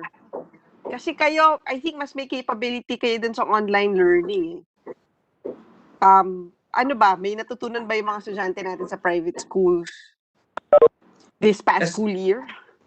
Yeah, Senator Nancy, I would say that the private schools were able to adjust faster because they decide per school, and they have the resources. No, even prior to the pandemic, this is not something new to them. Yung mga online, and so I would say generally okay naman po. In fact, matatapos na po yung school year and we were able to accomplish and we were able to thrive, no, in our operations. I think ang mga considerations po is outside of our control, no? Like for example, sustainability and viability. If we continue with this for all, no, because of the resources, internet, the economic impact on the families, yung mga ganun po na is which are again beyond our control. So we're also hoping that face-to-face becomes available soon, not mandatory, but again,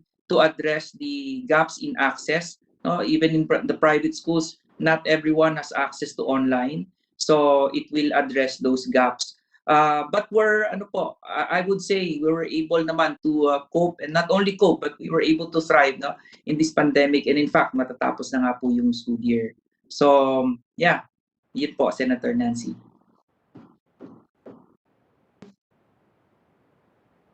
Okay. Yeah. If Go I ahead, may, Attorney. yeah, all right. Go ahead. Sige po.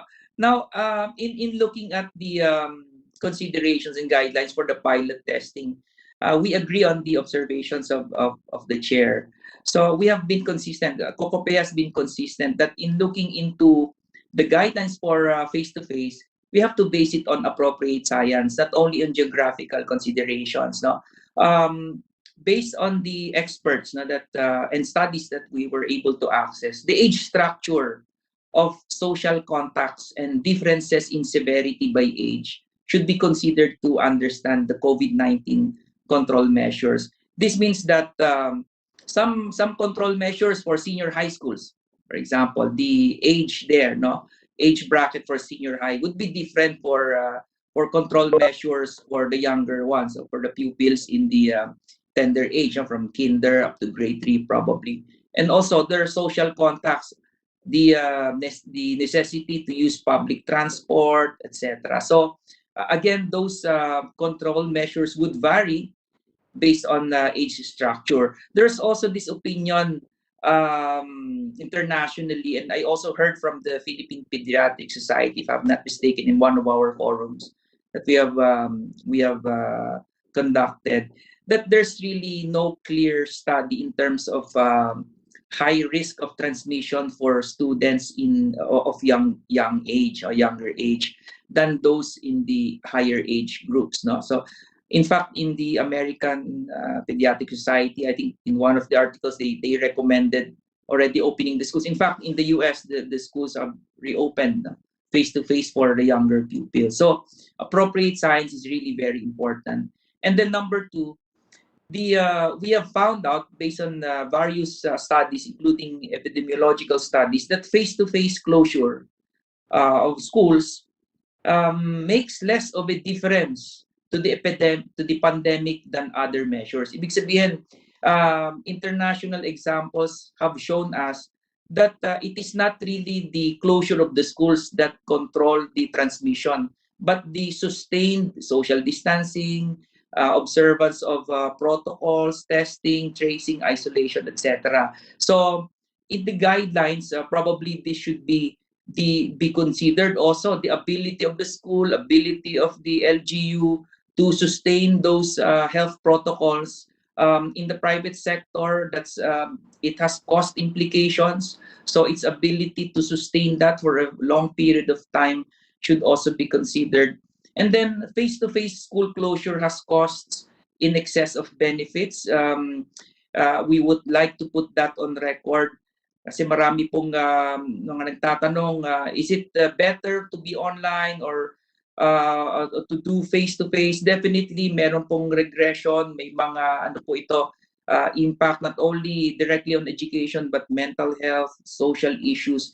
That's why the risks outweigh the benefits, no? And we're hoping that we prepare for the face-to-face reopening, given the caveats that we have offered earlier. And then risks from school reopening can be managed. This is something that we have also discovered based on our studies, that there is much risk from outside the classroom for the younger pupils rather than from their time in class, meaning other places except the homes. No? So when they go to other public places like malls, recreation areas, public transport, mas mataas po yung risk doon, no, for them to contract the virus. And then risk is concentrated in specific geographic regions, and I think this has already been considered. And yung pong the rotation, I think would play a very important role in controlling the virus, the cyclical shifts. No? So given that, Senator, I'd like to share the COCOPEA's 9 rules for schools that we have also shared with the IATF.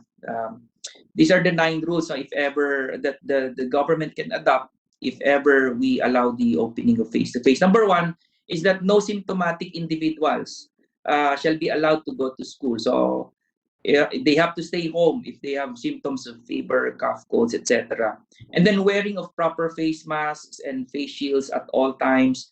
And then a minimum of 1 meter distancing at all times. So ito pong 1 meter has been subject of several debates on whether it's 1.5, on whether it's 2 meter.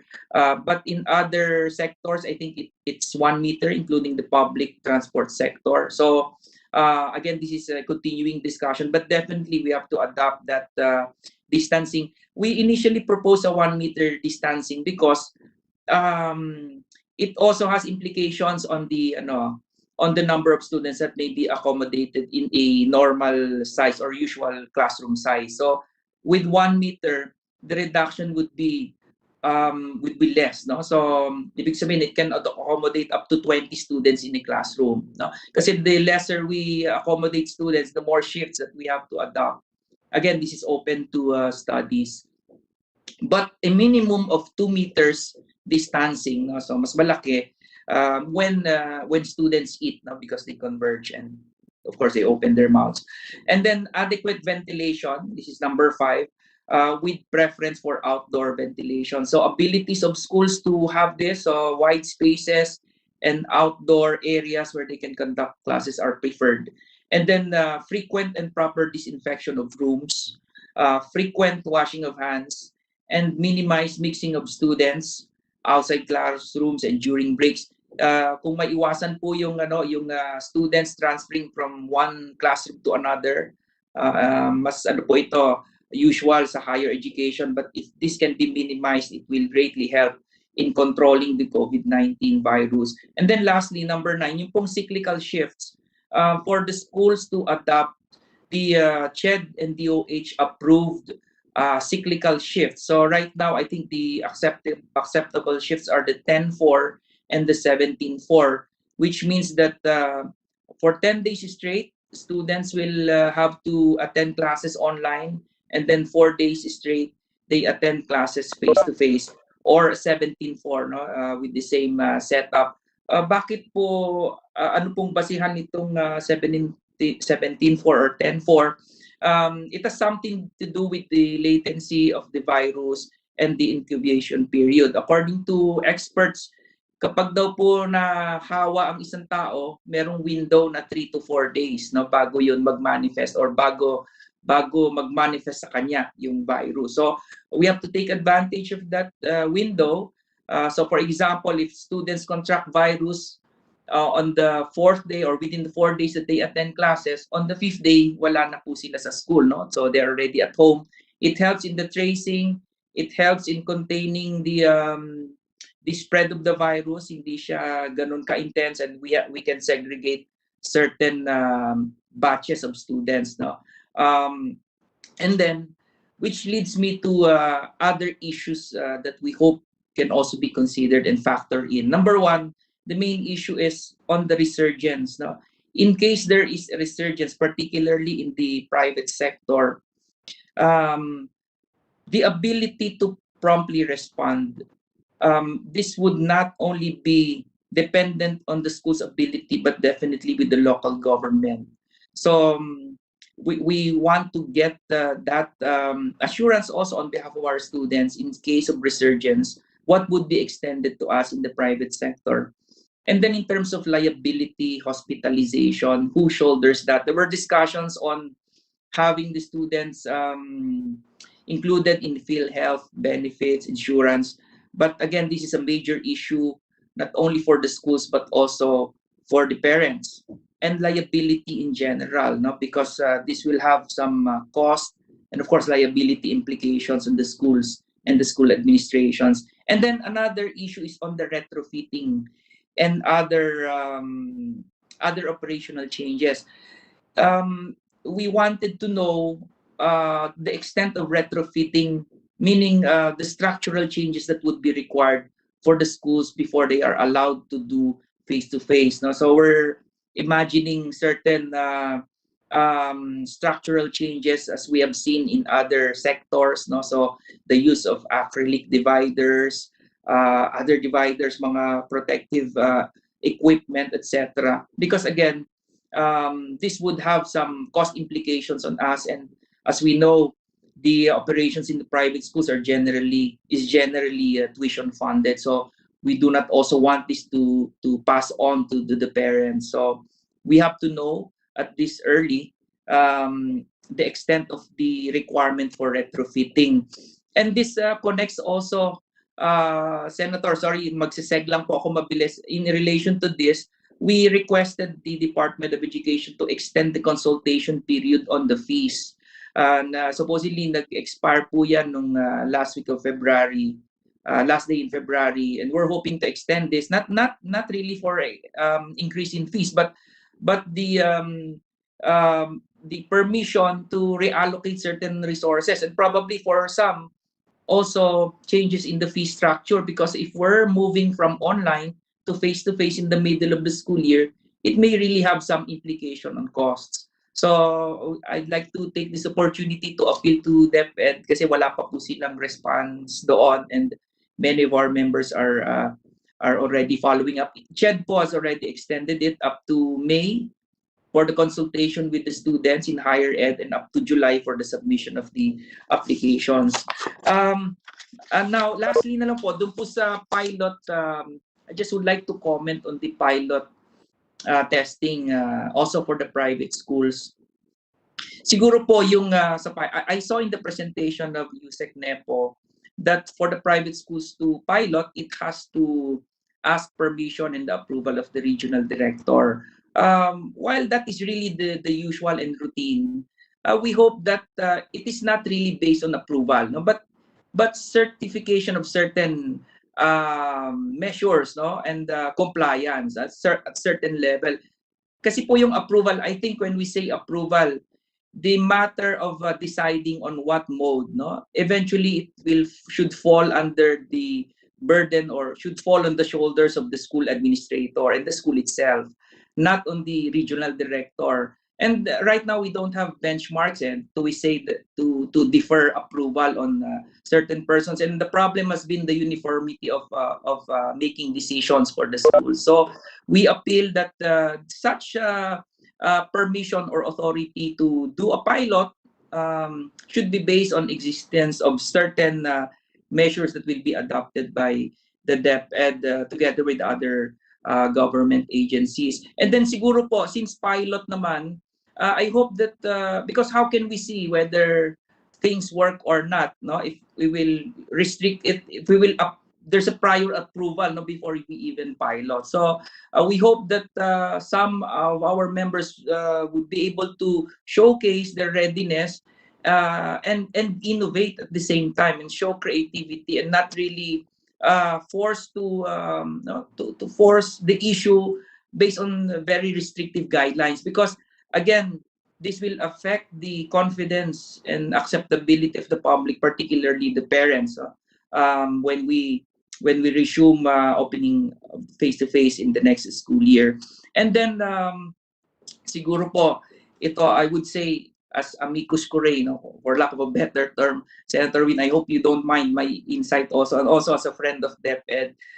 Siguro po yung since it's really an R&D, we hope that we can limit the number of schools to pilot, because based on certain categorizations lang, like in rural, urban, size, location, and then so that we can all focus, kasama na rin po kami, private sector, we can focus on certain models that we can adapt moving forward. Pag masyado pong marami, baka ang hirap pong, but because this is just, I think, research and development, modeling, and we also want, parang, we don't want to disrupt the ongoing school year. So kung mas marami, I think many students will also be affected, no? So we want to have the continuity of the platform that we are using now, and that the pilot will just be an R&D, so that we can all move forward for the next school year. Again, we support the Department of Education. We wish them luck in all of this pilot testing, pilot implementation, because eventually it's really the confidence of the public and the parents that that we have to convince. So we have to aspire for, because otherwise, even if we say that this is safe and we have been successful, eventually it's really the call of the parents on whether they would want to send their children to school. Maraming salamat po, Senator Nancy and Senator Win. Thank you, Attorney Erap. Yes, Senator Pia. Hi, hello, good morning to all. Mr. Chair, I'd like to take the opportunity. I'm actually in my car, so I hope the signal is clear. Can you hear me? Yes, you're coming in very clear. Even the Okay, video thank is you. clear. Thank you. I've been monitoring since the start, and I just want to weigh in on some comments that were made, and I may have missed a few points, no, but I don't think I heard specific responses to some of these questions that I have. Anyway, I agree, no, with some comments made by the resource person very recently in Cocopea on the LGU participation. That's very crucial. I mentioned that, Mr. Chair, if you recall, during the floor discussions, that it has to be, I think in a resolution, I mentioned something to that effect, that it cannot be just based on the preparation of the school itself or the regional offices of the school, but the LGU itself, because I likened it, if you recall, to, I said, like Taguig City or Valenzuela, or for that matter, Makati, doesn't really matter. You look at the entire, kumbaga, yung COVID radar, no? Or yung COVID preparedness ng buong LGU na yon. That's very important to be considered in the standards. And then I also feel very strongly about the need for DepEd to set the standard, but for there to be a degree of flexibility. Kasi nga, I mean, hindi naman dekahon lahat. Yes, there should be a lot of similarities. Like you can always lump together those with more than 30 students in a particular classroom. You already know na our classrooms naman are not that big unless Gabaldon classroom yon, right? So you can kind of make a generalization, but you'll have to be a little bit more specific, again, depending on the locality, depending on the community itself. Like, I think most of those present in this hearing were present in the last hearing where I showed photos of an isolated area. Baka naman we can have general standards for schools in those isolated areas na, like I said, 3 classrooms and 30 students. So automatic 10 na lang 'yun. Hahatiin mo pa ba yung classroom nila? Hindi na kailangan, 'di ba? Kasi kalahati ay ano na lang sila, 10 na lang sila. But again, if you want to be safer about it and you decide na 5 go morning and 5 go afternoon, I don't really care. I leave that up to the experts. But I'm just saying the standard should be flexible enough to accommodate these different types of setups. Let me just read my notes.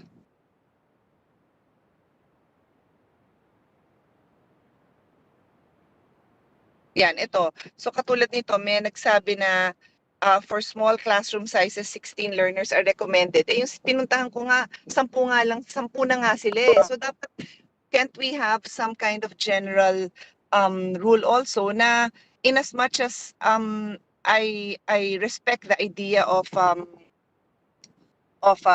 pilot testing, pero itong lahat ng isolated, if DepEd has their standards in place, can you let them? Kasi isolated na nga sila, tas ang konti pa ng estudyante nila, ano pa inaantay natin?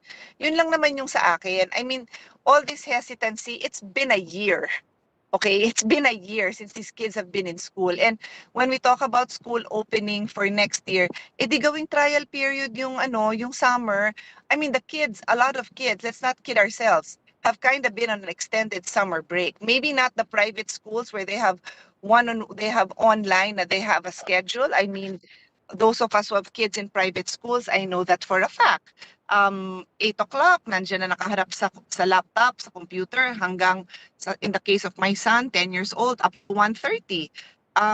Yun, and then meron pa siyang mga additional classes like art classes after that. So, but my point is, yung mga naka-modular, it's like an extended summer vacation. So, I don't know what we're waiting for. We've had a year to plan for this. So again, just like the safe city protocols in different cities, including whatever LGUs they have their cities, dapat lumabas lang ang general guidelines, and then after that, submissions by the potential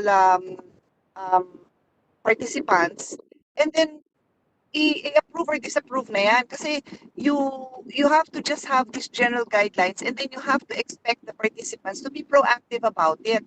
Hindi pwedeng waiting lang. Dapat have them come up with their protocols. I don't know how it is in other LGUs, pero ganun sa Taguig City na here are the guidelines. If you look at it, it's online, it's quite general. Then the safe city officer of every establishment can now communicate their own platform and ask questions or propose whatever further standards if they have more concerns. So that's my initial comments, Mr. Chair. Kasi otherwise, abutin tayo ng Pasko sa kakaplano ng ganito. We've had a year. It's time to move. That's basically where I'm coming from. Oh, and one last thing about the I agree with Senator Binay about the heat map, but one other thing that should be included there. Let's consider that Number one, there's already a vaccine. Yes, the rollout is going to be slow. So with or without the vaccine, though, what we should really be looking at is how severe the infection is. Because if it comes to the point that there is low transmission, plus what is being transmitted is a very mild case, then that should also be considered. It's more of an IATF concern, but DepEd should be familiar with this because that's why we're vaccinating also. It's supposed to address the most severe cases na 100% wala nang magkakaroon ng severe. So it's very possible that by the time you roll out or toward the middle part of your rollout, ideally, we pray wala nang mga severe cases, in which case it's like the cough and the cold. So even though it's spreading, there's immunity against severe cases. Importante din yan, which I am talking to IATF to come up with that kind of also data, because it's not just the transmission of mild cases. It's also, that's important in terms of finding out how much it's spreading.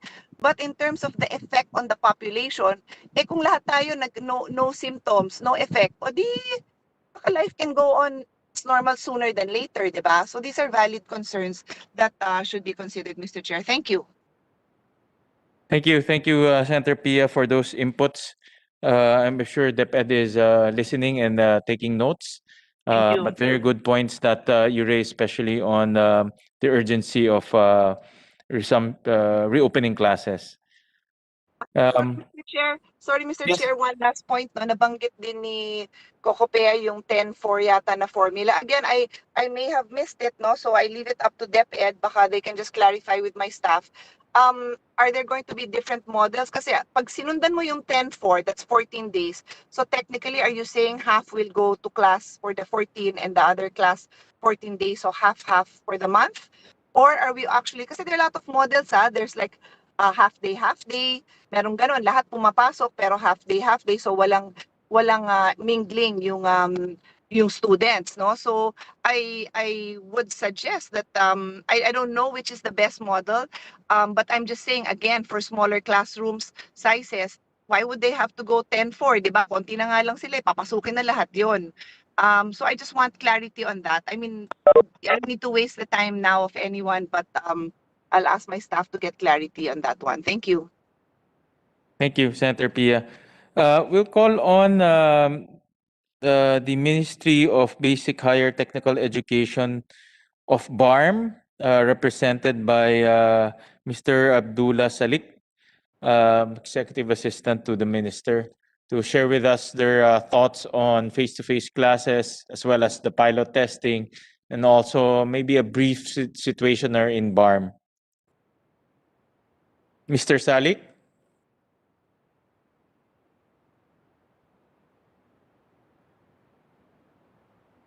Mr. Salik, are you there?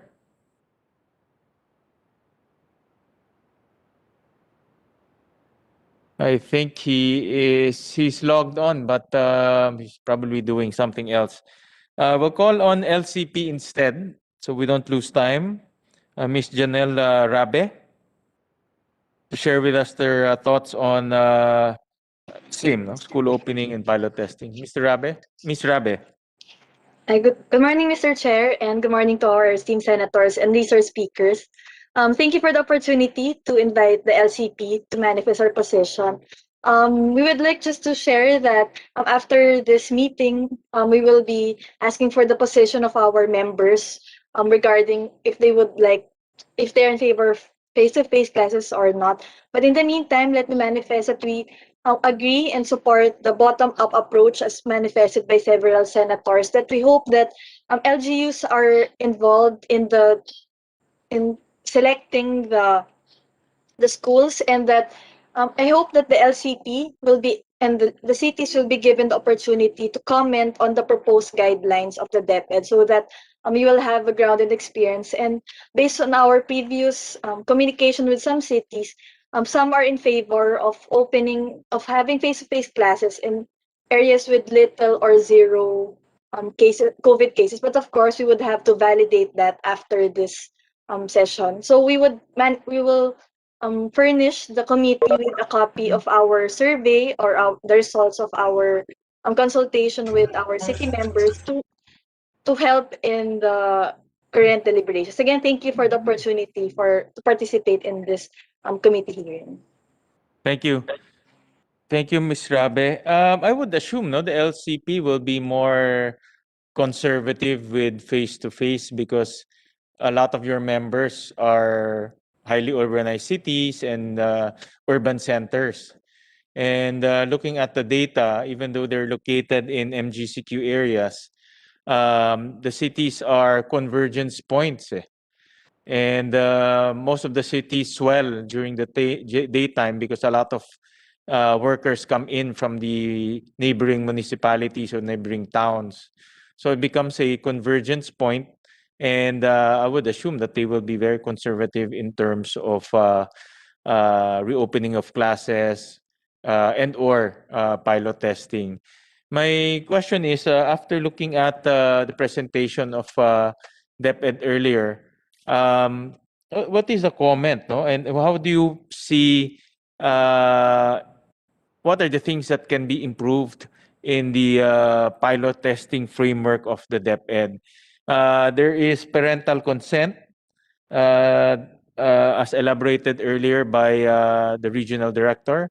There's also consent, obviously, from the school itself. But in terms of LGU, what improvements do you think should be necessary in order to launch this pilot testing? May I respond, Mr. Chair? Yes, go ahead.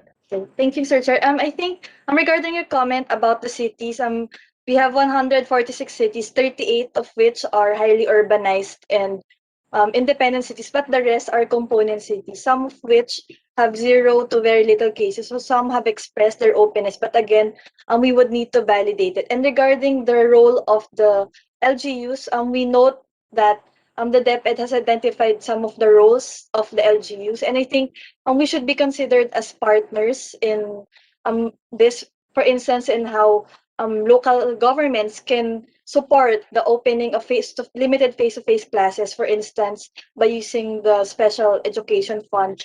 And in some cases, in one of our initiatives, we recognize the importance of having community learning hubs in some barangays, especially for early grade learners. For instance, Balanga City has demonstrated how it is possible to have pre-COVID to have barangay centers. So I think aside from the face-to-face classes, even for cities who are still having their blended learning, they can maximize this community-based learning hubs for tutoring or for additional support for learners who may not be able to access the full, for instance, who may have difficulties in the online classes or in modular learning through regulated community learning hub. So we propose for the consideration of DepEd and for the committee to include as a use of the special education fund or as another mode for the pilot implementation or in support of the pilot implementation to have the barangay level or community learning hubs for the additional support, especially for early grade learners who need more face-to-face instruction compared to more mature learners. So, but again, we will consult our members, your Mr. Chair, and furnish the committee and DepEd with the recommendations of our members based on the proposals of the DepEd. For of course, I cannot speak on behalf of the cities, but just based on our initial coordination in our other projects. I hoping for your understanding, Mr. Chair. Yeah, I was looking at DepEd's presentation, and aside from the nomination of the pilot schools, LGUs, regardless whether municipality or city, will be consulted, and a concurrence from the LGU is necessary before they can launch the pilot school. So, but please review again the presentation of DepEd. I think that's in line with the bottom-up approach in terms of the pilot school. Bottom-up meaning not only from the regional director, but also from the LGU itself. No? And that's in line with the comment of Senator Cayetano earlier that LGU participation is very important, no? Because not only of its political mandate, but also of the financial support that LGUs give. I know for a fact that, especially in cities, they give enormous amount of resources in order for schooling and classes to continue. So thank you, Israbe. We'll also call upon the Philippine Pediatric Society to comment. We are joined by Dr. Casala and Dr. Nocheseda, and they want to also comment on the presentation of DepEd. So the Philippine Pediatric Society, Dr. Casala. Yes, good morning, everyone.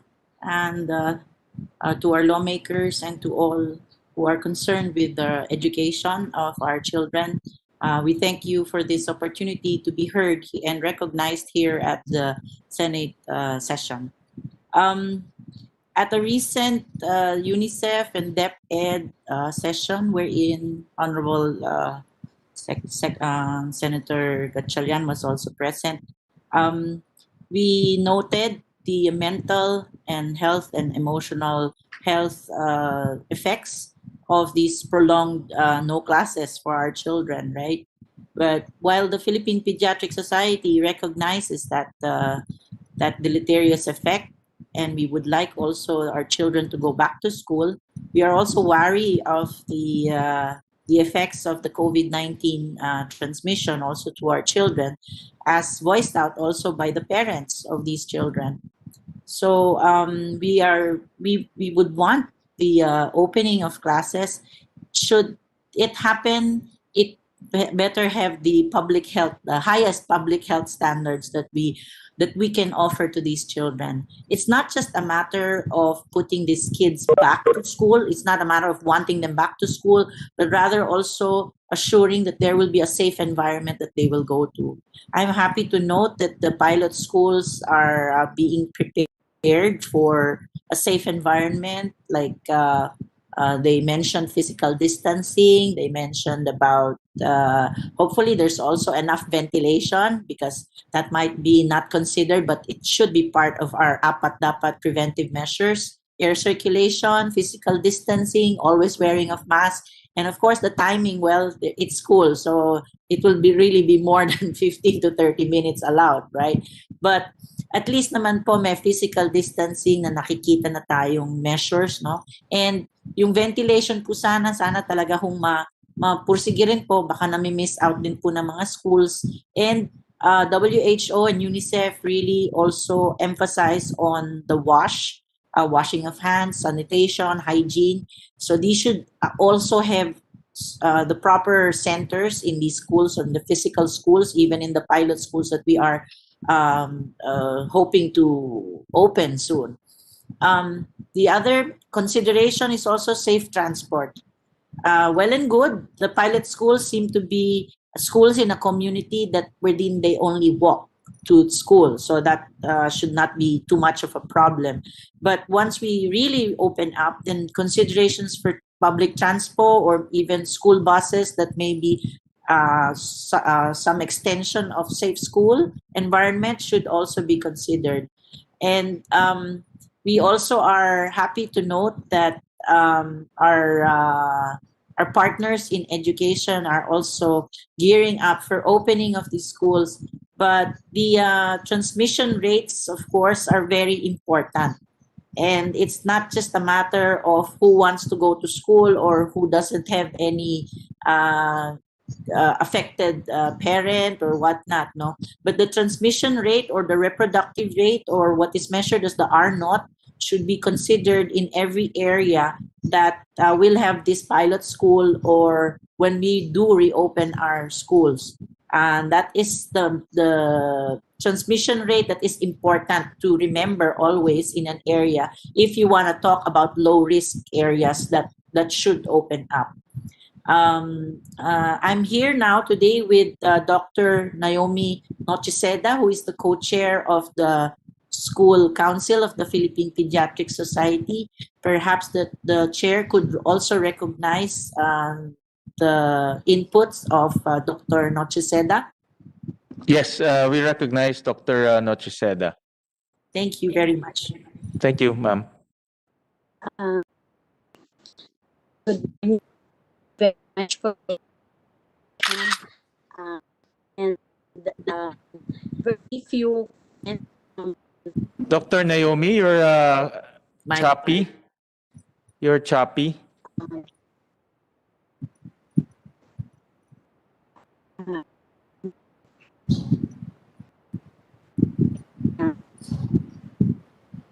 Oh dear.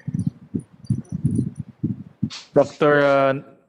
Nocheseda, you're breaking up. now. No, we cannot hear you clearly.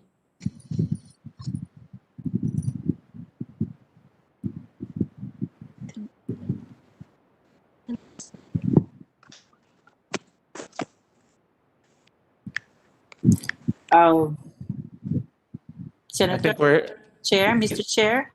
yes. Perhaps, we could just summarize what Philippine Pediatric Society actually wants to emphasize. We are wanting to reopen our schools, but only if high safety measures, public health safety measures can be recognized for these children.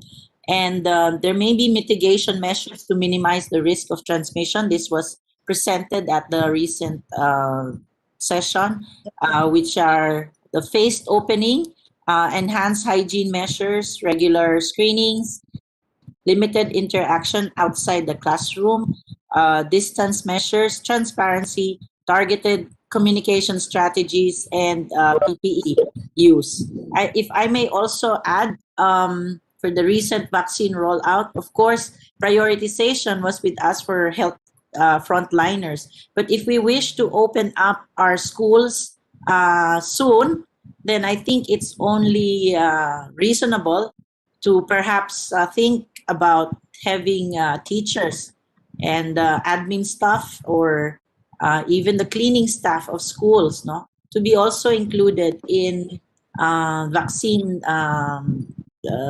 rollout as soon as possible, so that we can safely open up also the pilot schools and even the other schools that we intend to open. And also, yes, I agree with with Senator Cayetano, Senator Pia, that it has been a year and we're just trying to open up our schools now. But perhaps this was a time for us to rethink of how we look at schools and how they are structured. Right now, we value open air ventilation more than anything. So perhaps we can stop thinking of enclosed small boxes of classrooms with air conditioning and consider more and wider windows and better ventilation for all these classrooms, and a different structuring also for a different, perhaps a different future for most of our structures, to actually include open spaces and parks more openly. Oh, Dr. Nocheseda, I believe, is now. Oh, Yes, thank you. Dr. Yes, Dr. Naomi, yes, we can see you now. Thank you very much for your indulgence. I'd just like to add that of the confirmed cases of COVID in pediatrics, majority belong to the adolescent age group, 10 to 19 years old, but mortality is highest among the 0 to 4 years old, followed by again the adolescent age group. One would think, therefore, that COVID-19 susceptibility among children is low. But since adolescents make up the highest number of affected age group, they appear to have similar susceptibility with that of adults. And the 10 to 19 years old is the age group of grades 4 to senior high school. So the the risk, therefore, of transmission in this age group might be a little higher than the younger age group. Nevertheless, with all the mitigating measures that have been recommended, strictly adhering to the highest standard of health and safety protocols, we might be able to or to bring back the students to school. Now, it's very encouraging to note that there's piloting and there's a checklist. But I agree with everyone that we must pilot a smaller number of schools based on epidemiologic data on transmission and positivity rate, with emphasis on a rapid response team within the school coordinating with the LGU should anyone get sick. Um, Emphasis must be made on the physical restructuring with proper and adequate ventilation, the use of outdoor spaces, hand washing stations, which we did not see in the previous presentations, because that's very important. If you will do that, if you will do hourly hand washing for every class, no, that would entail a lot of areas for hand washing and the provision of adequate supply of water. Now, physical structure in terms of distancing, uh, 1 meter to 1.5 meters distance between students would be very ideal. And I'd like to comment on the monoblocks that were flashed earlier. Perhaps we can provide better desks and chairs for writing purposes. And what else? Parents, I think we need more parent consultation because to allay their fears. I'm not sure if this has been done already or preliminary consultations have been made already, because even in the graduate school, Mr. Chair, um, our students, our residents, their parents are very concerned about their coming to class. And therefore, because logistics wise, transport, the risk of community exposure once they leave their houses, um, these are all concerns by echoed by the parents. So I think more consultations must be done with the parents to allay their anxieties and fear. Um, Other than that, I think that's the position of the Philippine Pediatric Society, specifically the Committee on School Health, would be a phased reopening, piloting those with very, very little transmission and positivity rates. Definitely not NCR. Um, and to adhere to the highest safety and health standards. That would be all, Mr. Chair. Thank you very much. Thank you, Dr. Naomi, for those very important information and insights. Senator Binay, Senator Cayetano, any questions po for the Philippine Pediatric Society? If not, I have a question po for Dr. Casala. You mentioned earlier there are mental health effects, ma'am. Can you elaborate further, no? With this prolonged school closure, you mentioned there are mental health effects to our students. Can you elaborate further? What are those mental health effects? Are those short-term effects, long-term effects? And what are the mitigating measures that the government can do or DepEd can do in order to address that? Because right now, those kids are in their homes. No? So the only way to reach them is through DepEd and through the LGUs. So what can we do to address those mental health effects? Thank you for that question, Mr. Chair. Currently, there are no set studies on mental health of children who are undergoing these long quarantine and prolonged no schooling.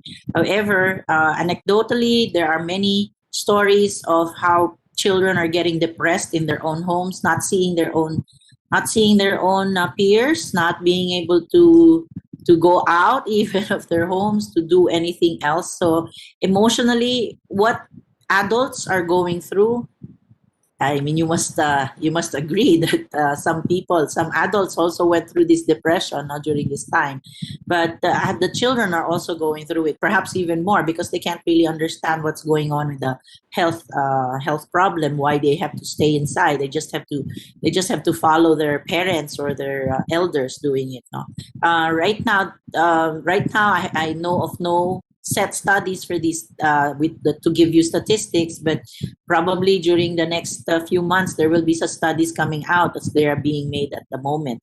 What can the government do, or what can the sectors do?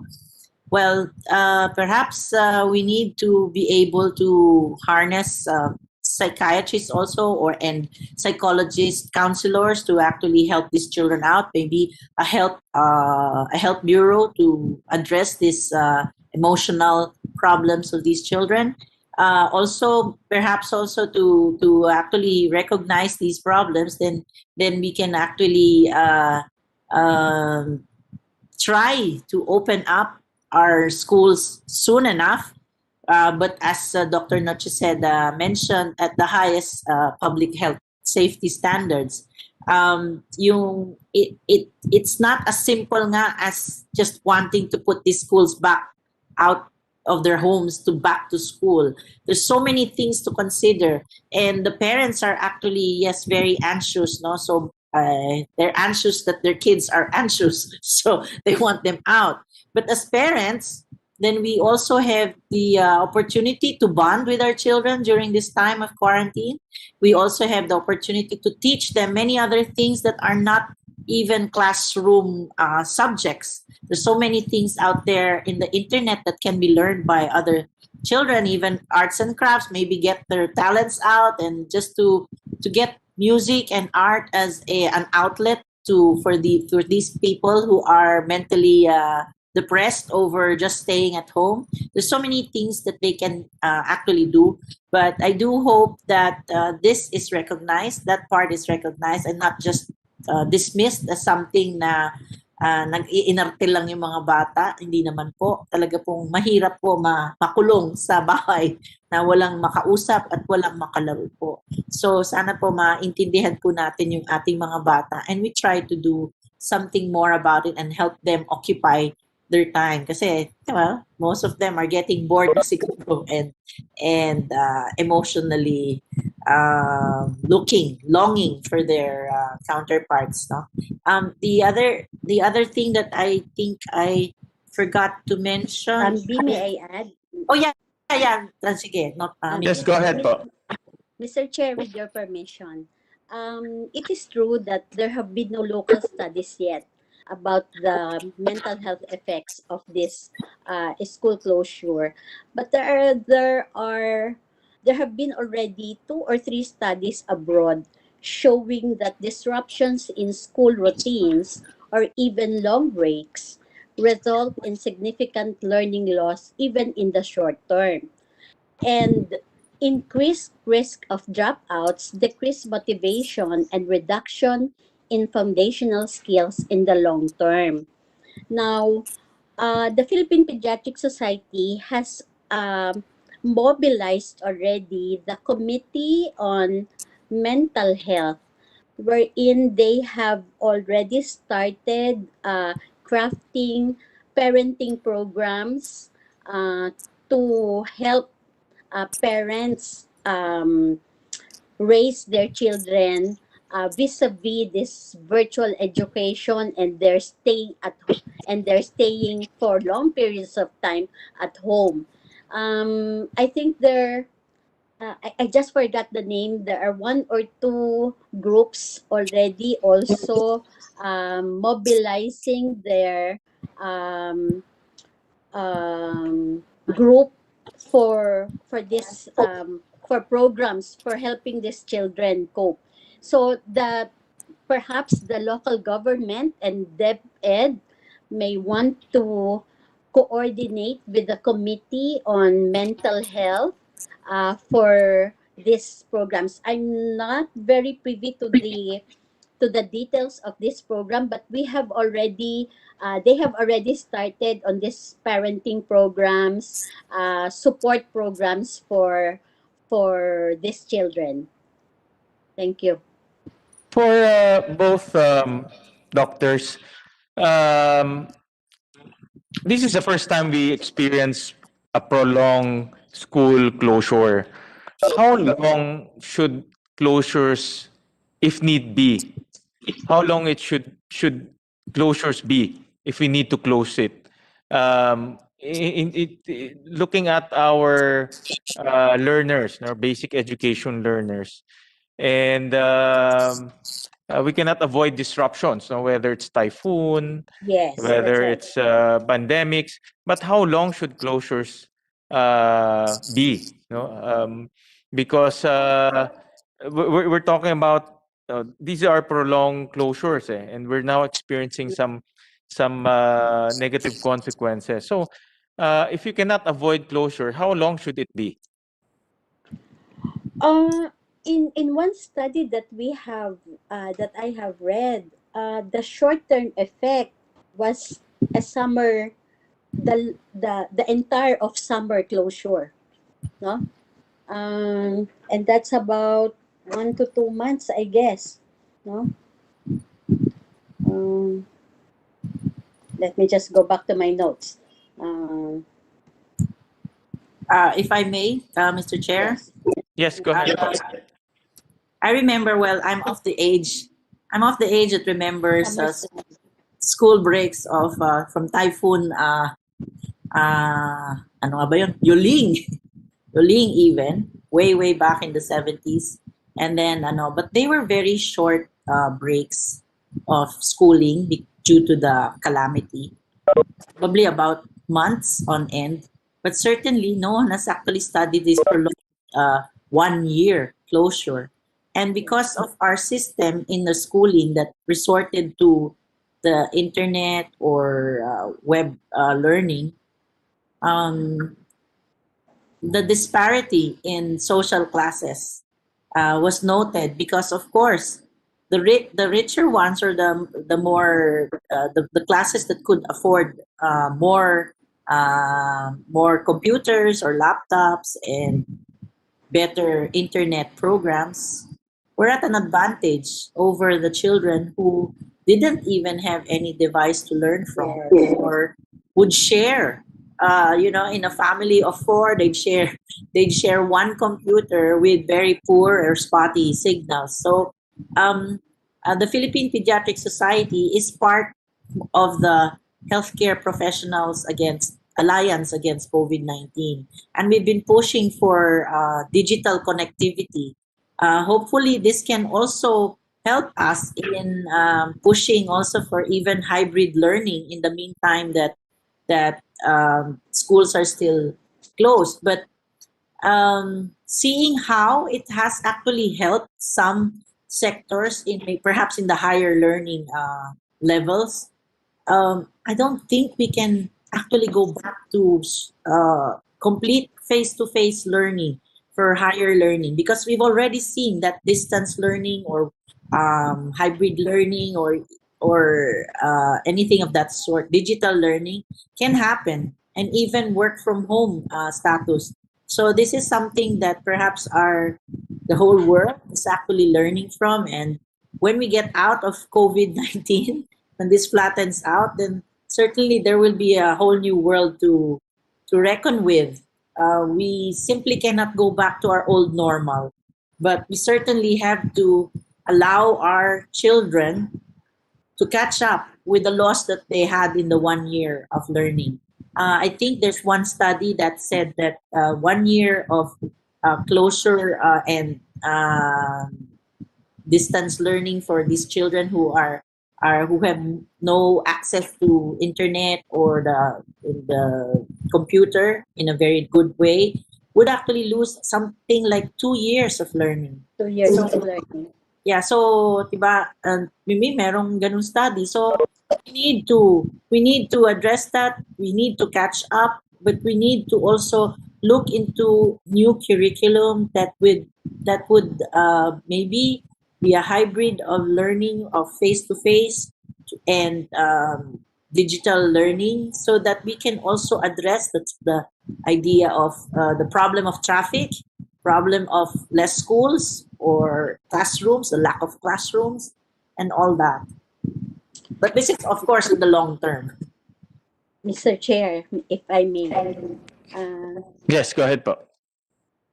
in a study by Reitzer, the earliest short-term effect of learning loss is what is known as a summer slide. So that's about 1 to 2 months.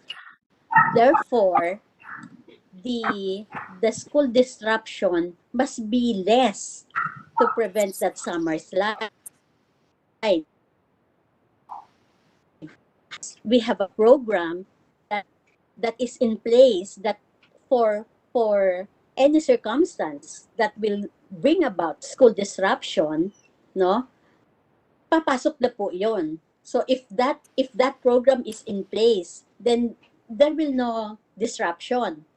So perhaps we should be able to craft a program, DepEd should be able to craft a program in individual schools for that matter, that should there be, say, a disaster, typhoon, earthquake, 1, 2 weeks, 3 weeks disruption, meron na kaagad alternative learning resource na pwedeng magamit ang mga bata so as not to disrupt the learning process. So if the summer slide is 2 months, then there must be a program that should be a substitute or an alternative for that. Thank you. Thank you. Thank you to the Philippine Pediatric Society. And my last question, ma'am, no, to Dr. Noche Seda. Earlier, DepEd presented their framework on the pilot schools, no? And there are two Yes. criteria, which is number one, it should be under MGCQ. And then number two, it should have zero COVID for the last 30 days. Are these enough indices to categorize the school is in a low risk area or in a area that can be included in the pilot testing program? It's not enough, sir, because the MGCQ guidelines are very general guidelines, and therefore all schools would may be able to fit that guidelines under MGCQ, but we have to look at a more, as I would echo your term, a more granular and a deeper epidemiologic data based on locality and geography that will include transmission and positivity rate. So it's not enough that say for example, Quezon City is put on MGCQ next month. So sasama mo na ba siya? Ang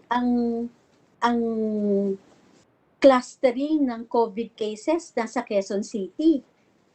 So, pwede siya mag-MGCQ, pero the risk of having community exposure to COVID remains high because of the clustering of the cases in that particular location. So, ang sinasabi lang namin, sir, is perhaps hindi lang yung MGCQ general guidelines, perhaps more detailed public health epidemiologic data per locality. Thank you, ma'am. And well, I suggested to DepEd earlier to engage experts, and Yes. I think I hope you can be one of those experts. Your society can be part of that experts that can guide DepEd, since you have a good relationship with DepEd. And I think your inputs, especially your expert inputs, will be very valuable in making sure that risk is low and judgment is based on science. So thank you very much po Thank you. to Thank you very PPS. much, sir. And I hope please share with us your research. Earlier, I heard Dr. Casala mentioned that there's an ongoing research on the effects of prolonged closures. Pagtapos na ho, please, we'll be more than happy No, to sir. take a look at it. Sir, that's already a research study abroad. We can share with you the data, sir. Thank you. Thank you. And we're also quite fortunate that Dr. Karandang is here with us to share her expert opinion also on the effects of prolonged closures and COVID in general. I've worked with Dr. Karandang when I was a mayor, and we're in Valenzuela. We continue to engage her for various education programs. So, Dr. Karandang. Hi, good morning. Morning, ma'am. We can hear you po. Okay. Yeah, I have just very few inputs because I think the technicalities of the digital framework is not necessarily at all my expertise. Maybe just the psychological aspect, no? That's all I can contribute as a clinical psychologist. Okay. So before I go to answering directly the question of the effect of online, let me just suggest a very important framework, basic framework for DepEd or any institution, no, especially educational institution, is that I think we need to have a basic framework that covers the whole child, the whole total aspects of the child. No, so we have been very focused on the intellectual development, but we have neglected, almost neglected the social, emotional, physical, and moral aspects. So there are 5 important aspects that I think we have to develop in the student in order for us to have a holistic development, intellectual, emotional, social, physical, moral. No, but so far we have been focused so much on the intellectual, so the grades, all the modules, etc. But what we have neglected very much, especially on young children, which is very necessary for their optimum development, is their social emotional development and even the physical. So I just want to suggest that whatever we do, we need to base it on this framework that is basic, so we don't continue to produce lopsided development in people. For example, we have leaders who are intellectually brilliant but morally walang moral, no, immoral. Or we have executives who are intellectually brilliant but emotionally retarded, cannot understand the feelings of their family, etc. So I think it's essential on PAB that we put in this framework so that we don't neglect the important aspect, which is really the emotional, social, emotional aspect of the child. So in terms of the impact, that's where it flows, no? What's the impact now of the prolonged online? I think everybody knows this already. I did not hear the rest, but I'm sure they talked about this, no? The first is, let us first say that one impact is that it has become very, very stressful for both stressful and produced a lot of anxiety and sometimes depression for both the students, teachers, and the parents who are also teachers in their homes. So everybody works from home, so there's really a lot of stress, conflict, and anxiety that's associated with that. We all know that, no? Of course, we all know that the ideal is face-to-face. And why do we need the face-to-face? Because everyone, especially children in the basic education, need to connect and relate and play with, do things with, physically relate to other children. Most important is their peers. In fact, that is essential for their development, especially emotional development and moral and physical. The play, no? Children need to be able to have time to play. We cannot bombard them with all kinds of intellectual information and retard their other growths in their other aspect. For now, we are retarding their growth in the social emotional. maybe moral also, no? And physical, because they cannot move. That's because of the COVID. I mean, of course, we know it's because of the pandemic. But okay, so one of the suggestions also is that I think we should not give too much information and too much time online for them to absorb information. I think after certain hours of information, we need to give them time to be able to think about it, because the learning has two processes. One is they listen and they absorb from the outside and they take it in from the inside. But the other process, which is very important, we may not be paying attention to in learning, is after they absorb something from the outside, they bring it inside themselves. They have to be able to bring what's inside them into the outside world. In what form? Words, in play, in art, in music. And I think what is very worrying in the past years is that when there was something that's cost cutting, the first thing they will cut is remove the playgrounds, which is the worst thing you can do for children. Children need to play. If children cannot play, they will not develop optimally. In arts, in other words, play is not just good for children, it is essential.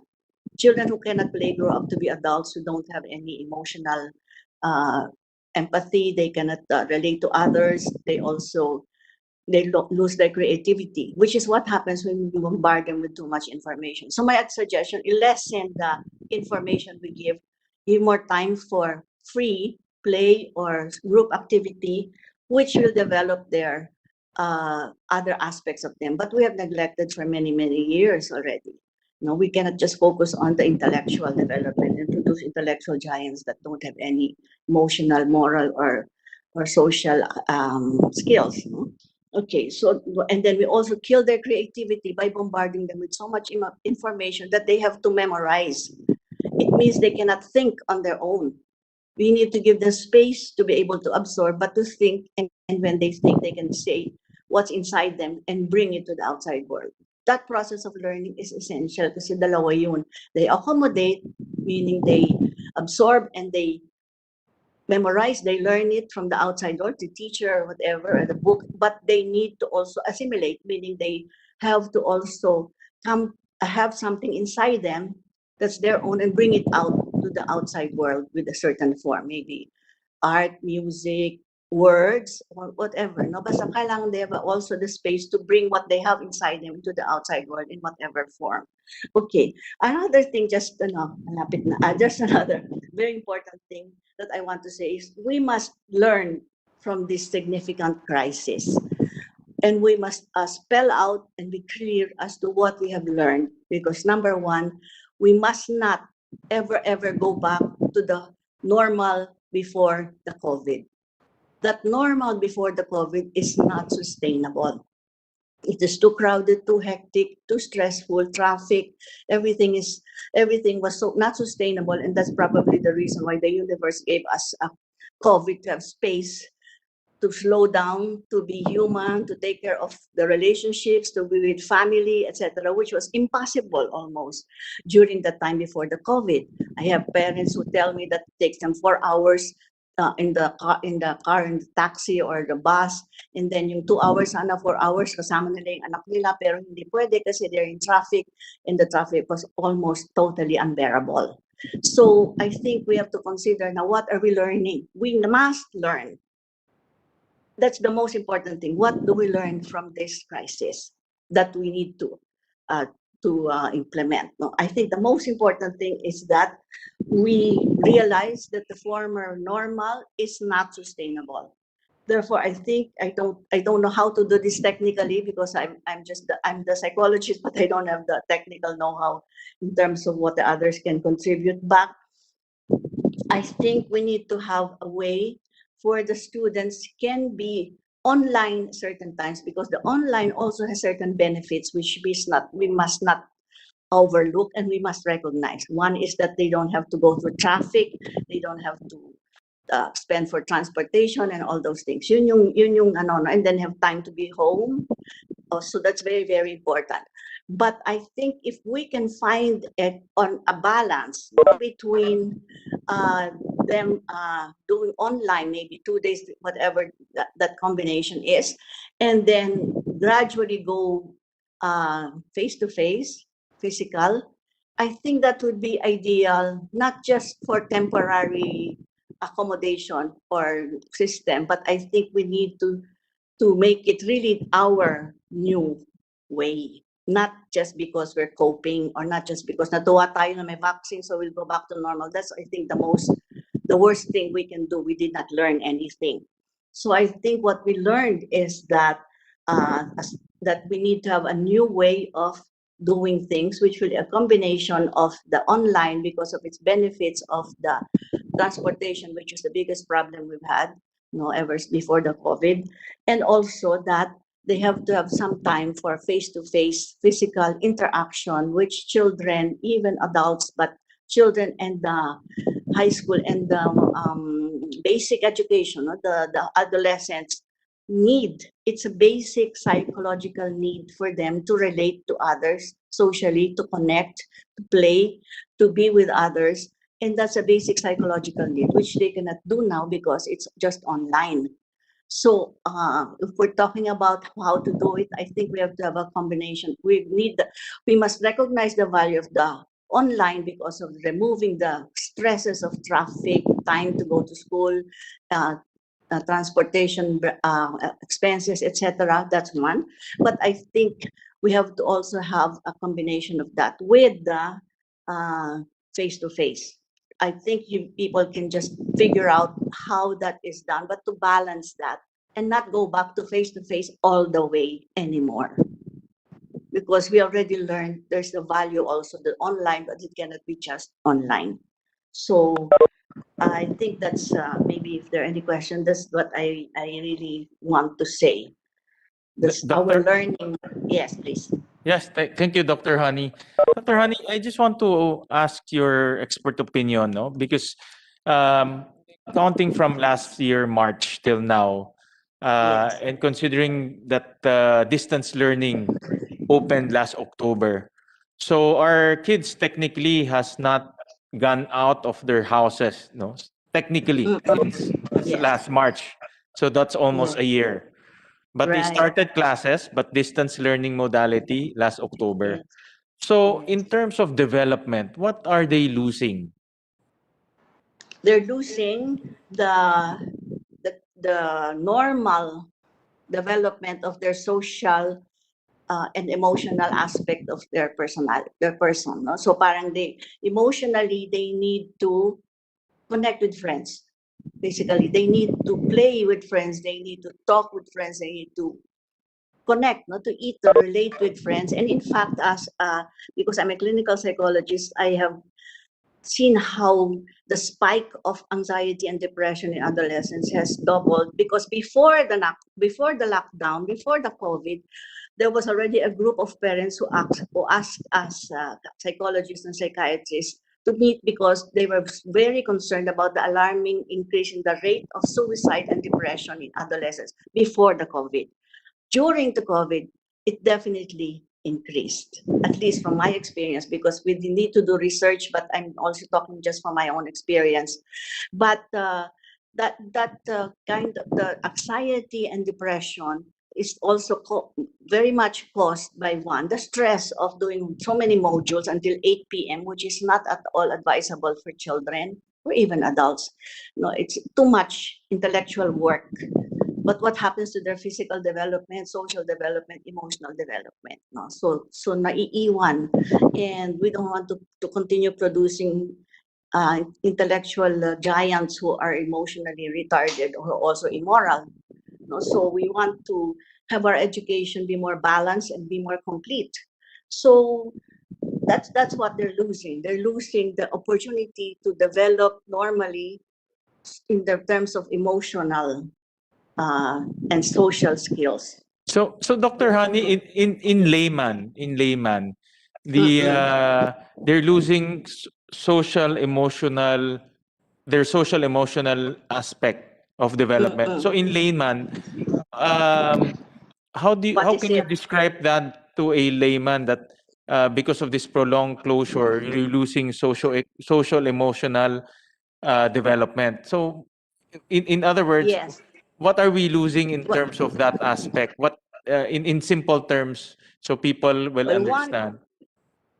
one is we are losing the opportunity to think creatively. To think creatively. No, that's one. Number two, we're losing the opportunity to develop social skills. Meaning, paano ba sila makipag-usap? Paano sila makikasalimuha sa mga ibang bata? Paano sila humingi ng kailangan nila sa ibang tao? Paano sila, how can they take winning and losing in a game? Paano nila matututunan na paano kung matalo ka sa game, okay lang, hindi ka kailangan ma-distress, masyadong ma-stress. Mga ganon. Tapos, paano mo kakausapin yung klase mo, paano ka magkaka-enjoy maglaro, kasi importante mag-enjoy sila maglaro.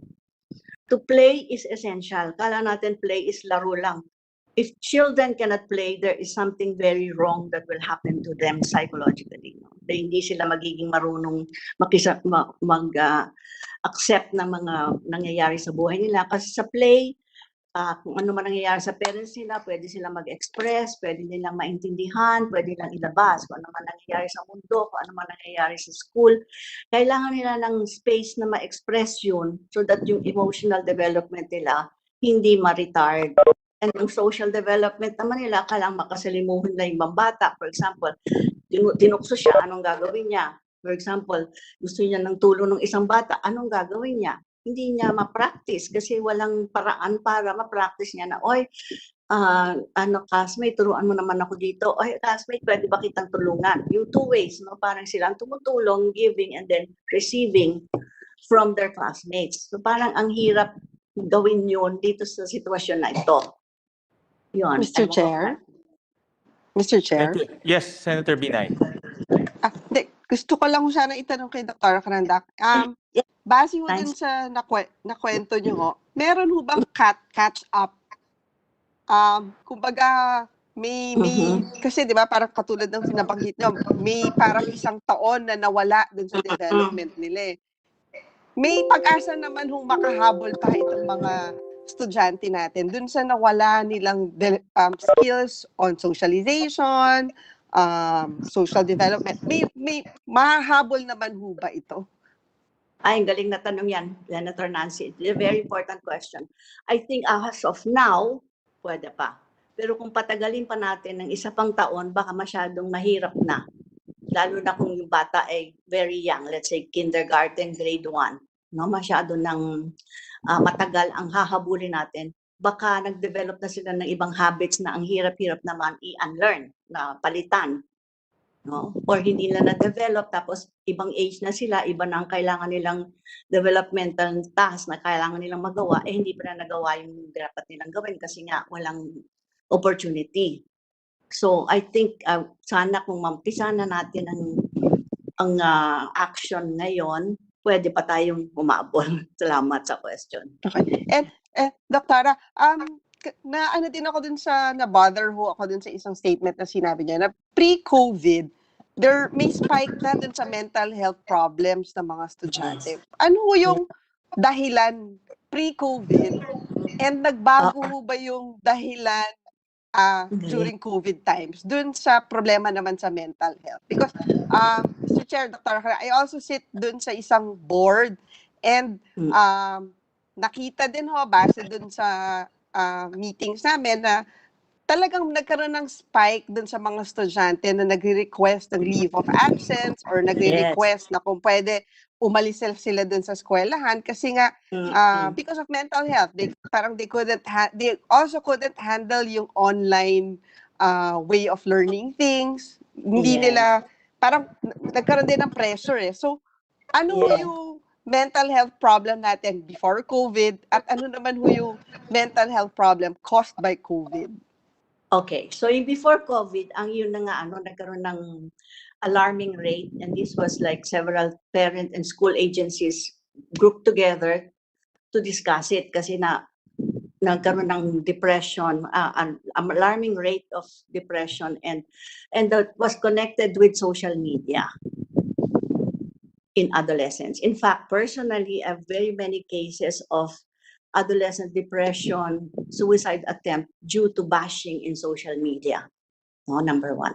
Number two, and social media, nagkaroon din ng parang anxiety about social media because for example lang, bigyan kita ng isang example.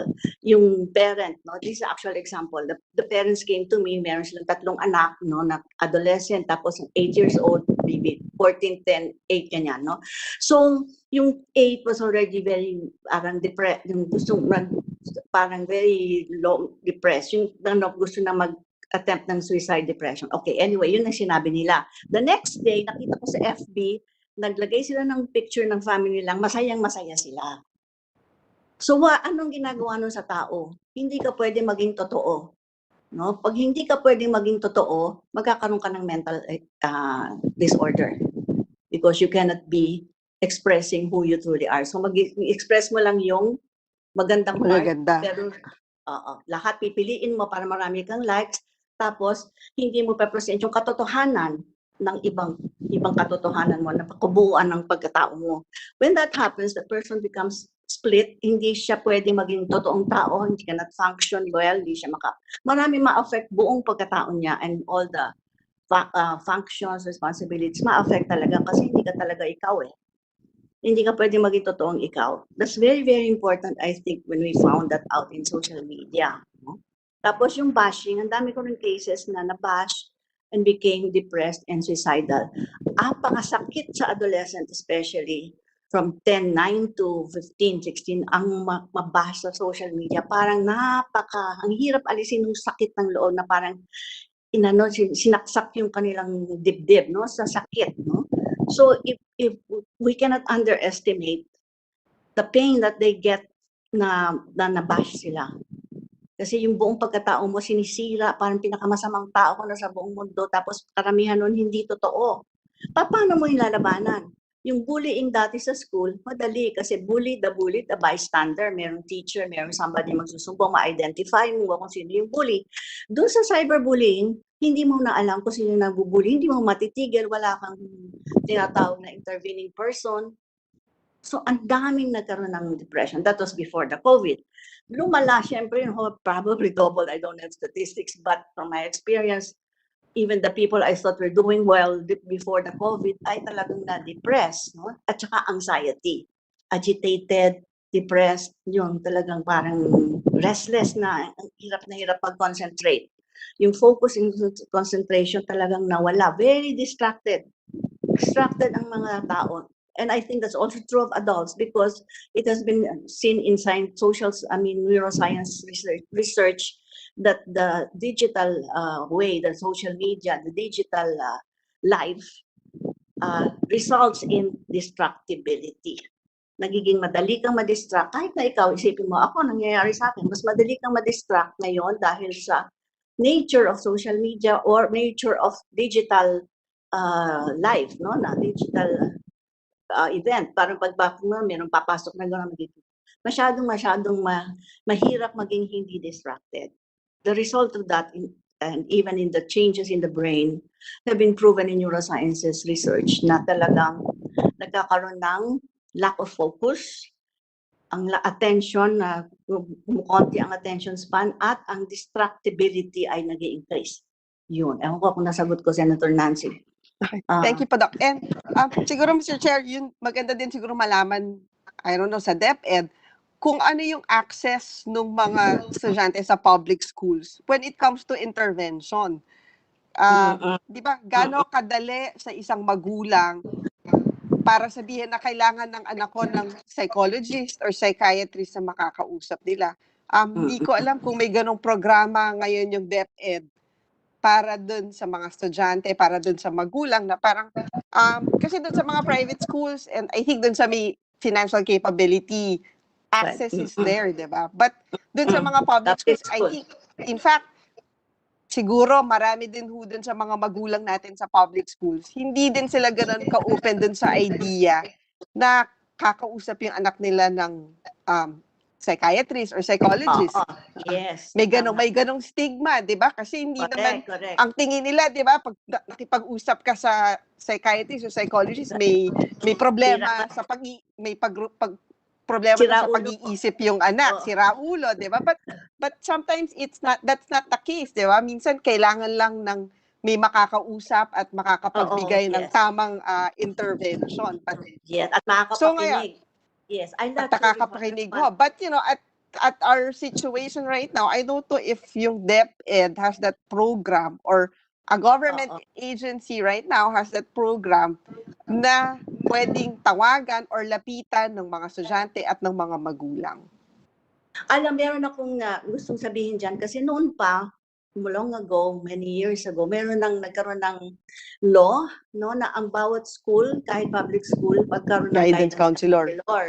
So, ang nakita ko lang doon, unang-una, some schools na kahit public na sa low income area, sinunod nila, pero ang kulang yung training ng guidance counselor, which I think we can help with. The private sector can help in the training of yung designated guidance counselor, kung minsan na designation ng teacher. Hindi na rin masama yung kung itatrain lang natin yung teacher. So I think there's a way. Ewan ko lang kung paano ini-implement yun, Senator Nancy. Hindi ko lang paano ini-implement. Pero kung merong ganon, alam ng estudyante, ay, teka muna, meron akong nararamdaman or meron akong kailangan kausapin, punta lang sila doon. Of course, kulang yun. Hindi bale, kulang naman lahat. Kulang ang psychology. Pero kung merong ganon man lang sa school, na alam ng estudyante, tsaka ng teacher, na pwedeng puntahan at unang-unang kailangan nila isang taong makikinig, listen, makinig, importante, makinig lang, malaking bagay na yun. Tapos pangalawa, mga alternatives na pwedeng gawin, simple lang, pwede namang i-train ang guidance counselors, kahit na teacher, dahil wala akong budget or I do not know what it is, bakit walang guidance counselor, pwede ito sa law, pero palagi mo nang wala, mag-designate ng teacher, sa totoo lang, pwedeng i-train ang teachers to be able to be the first frontliners for mental health, no, for the children. So maganda yung mo na Senator Nancy. I think if we can pay attention to that, that's one step that will be very, very significant para mabigyan natin ng atensyon yung emotional, social, personal, spiritual, moral, whatever the needs ng mga bata na hindi lang yung tuturo ang information. Yun. Actually, Dr. yun nga yung nakakatakot with this generation eh. Kasi diba, aside from the social media pressure, parang nakagatong pa itong problema natin dun sa COVID. Yung dun sa problema nila sa mental health nila eh. Diba? Parang, hindi ko alam, parang, Senator Sherwin, di ba hindi naman uso sa atin tong mental, I think, di ba sa generation namin, mukhang hindi naman ganun kalaki yung problema sa mental health. But as a parent, parang isa to dun sa aspeto na kailangan na rin natin bantayan dun sa mga anak natin yung mental health nila eh. And I guess for new parents or for parents, this is something different. This is something new kasi hindi naman ito naging aspeto when you were growing up. Itong mental health issues. Yes. Let me say that at least ang DepEd has been doing a program, where we give online, kahit na matouch mo lang, online talks. I've given several on parang, okay, paano kayo magiging magulang at teacher at the same time sa loob ng bahay? Anong mga pwede ang dapat nyong gawin at dapat yung hindi gawin? Pag nagtuturo kayo sa anak nyo, anong dapat gawin sa pamilya? Pagka ganitong COVID na kaya tagal-tagal na sobrang stressful na, nagdagdag ang schooling, dati stressful na, wala pang school. Ngayon may school double because the parents are teachers and they're the same place as the children. So parang, grabe talaga kung titingnan mo yung stress nila, hindi siya sustainable kailangan natin silang tulungan talaga. Kasi nakaka-depress talaga, nakaka-powerless, parang wala kang magawa. Tapos kulang ang oras mo, kulang ang abilidad mo magturo, paano ka magiging teacher, at the same time parent ka, tapos may conflict sa family. So mayroong mga webinars kaming nagawa and I think we could increase that kasi yung yung spread niya, yung how to communicate it to everyone is doable. Pwede mag-communicate. Paano ang pamilya magiging mas marunong mag-usap to communicate, no, sa bawat isa. Paano ano yung dapat mong sabihin para hindi mo mapaalis ano yung bata na hindi na makikinig sa iyo. Paano ka magsasalita na ang bata ay makikinig sa iyo? Paano mo makikinig sa bata? Yung basics in family interaction, communication, discipline, no, values, yung mga ganun. There are basic things na pwede naman pag-usapan at makakatulong tayo sa mga tao kahit malayo sila dahil meron pwedeng gawing program ng webinars na mabibigyan sila ng advice at mapapaliwanag sa kanila kung ano nangyayari. Minsan din na alam, bakit ako galit na galit sa anak ko? Tinuturuan ko lang, hindi matuto. Yung gano'n, di lalo nang nag-away, imbes na matuto, nag-away. No, ganon. So, palagay ko meron tayong magagawa doon. I don't know how the system is, but you will be the one more knowledgeable about that. We can have a free platform, a system where we consistently, give information and pwede rin may question and answer na simple lang pero doable. Pero unang-una kasi wala pang awareness eh. Start tayo sa awareness. Imagine ang mental health law natin na kahirap-hirap i-pass was passed only in 2018. No, ang hirap no, tapos yung paano ba ini-implement, no? 2018, ibig sabihin pinagyan lang natin ng importansya at pansin ang mental health nung recent years lang, very recent. Kasi mental health you don't talk about it. Huwag mo pag-usapan yan, hindi yan pinag-uusapan, wala lang yan. Pero ngayon mas merong awareness, pero siguro start with awareness. Ano ba yung mental health? Tapos, ano ba yung sa pamilya dapat gawin? Ano ba dapat malaman ng mga magulang? Ano ba ang dapat nilang malaman tungkol sa bata na age 8, iba sa age 10, iba sa age 14? Ano ba ang kailangan nilang gawin para ang bata ay marunong makinig sa kanila? Hindi yung sasabihan na lang, wag mong gawin yan, wag mong gawin yan. Paano pang disiplina na merong dignidad? Disiplina na may respeto. Kasi sa work namin, napansin ko, pag nagdidisiplina mga bata dun sa mga pinuntahan namin very areas na talagang wala masyadong access to the advantages ng merong higher income, ang normal way is bakit hindi mo ginawa yan? Ang tanga-tanga mo. Meron palaging kasunod, no? So we have gone to many barangays na kinorek na namin yun eh. Sabihin mo na lang, bakit hindi mo ginawa yan? Next time gawin mo to. Pag hindi mo ginawa yan, hindi ka pwedeng lumabas or something. Hindi yung pag-insulto sa tao ay kasama ng disiplina. Napaka-common nun sa pinuntahan namin lahat. Halos lahat ng mga Marikina, Payatas, gano'n, talagang sabi nila, kasunod ng, kakambal ng, wag mo, gawin mo yan, or ba't hindi mo ginawa yan, ang tanga mo, or ba't ang tamad mo. Yung insulto parang kasunod ng disiplina. So merong program na paano pagdisiplina ng may respeto sa bata. Kasi pag disiplinang may respeto ang bata ay ma-absorb niya, tsaka malalaman niya, hindi na kailangang sabihin kasi naintindihan niya at saka hindi siya na-insulto. Dignity, the human dignity, nawawala. Sa disiplina pa lang yun. And parents are not aware. Sabi nila, gano'n naman talaga, hindi naman yun, okay naman yun. Hindi okay yun. So, hindi nila alam na hindi okay yun. Kasi nasabi ng bata, ayaw na niya kasi tanga daw siya, na-insulto talaga. There's nothing good insulting the dignity of a human being, but especially a child. Kasi sa atin, ang bata lang yan. No, children have worth just because they're human beings, whatever age they are, they need respect. Yun, ganon. Marami kasi pwedeng gawin na ganon, na parang makatulong, communicating with the teachers and the parents constantly in a way na kayong makakagawa. Hindi ko alam yun, pero a system that you can devise, a system na pwedeng ongoing yun throughout the year, ganon, na merong nag-build up, tapos merong group, I don't know, you can have groups of parents, groups of teachers, kung ano man yung system, but I think kailangan ng tamang impormasyon na sinasabing tama at saka ang value ng respeto sa bata, respeto sa tao ay wag mawala kung nagdidisiplina o nagtuturo, no? Yung insulto sa dignidad ng tao ay napaka-common na hindi dapat natin ituro sa mga bata. Ngayon, stress na nga sila eh. Sobra, no? Yun lang. Thank you, Senator Doc. Nancy. And thank you, Mr. Chair. Thank you, Thank Nancy. you. Thank you. Thank you, Dr. Karandang. Kami ho Salamat ni, din. thank you. Kami ho Senator. ni Nancy, sanay na ho sa mga bashing sa social media. Ako rin. Ang dami ko rin na-troll. Pag, nandiyan kayong dalawa. Kailangan natin ng gano'n. Kailangan. Ng pero program. pero matanda na ho kami nung nagkaroon ng social media, Dr. Kahani. So medyo hindi na kami tinatabla ni Yun na Nancy. nga eh. Kayang-kaya nyo yun. Lalo na ako, pinakamatanda sa lahat. Pero yung mga bata, napakalaki ng impact sa kanila ng social media. Sobra. We have to do something about it. First of all, siguro awareness. Ano ba yung impact? Bakit ganon?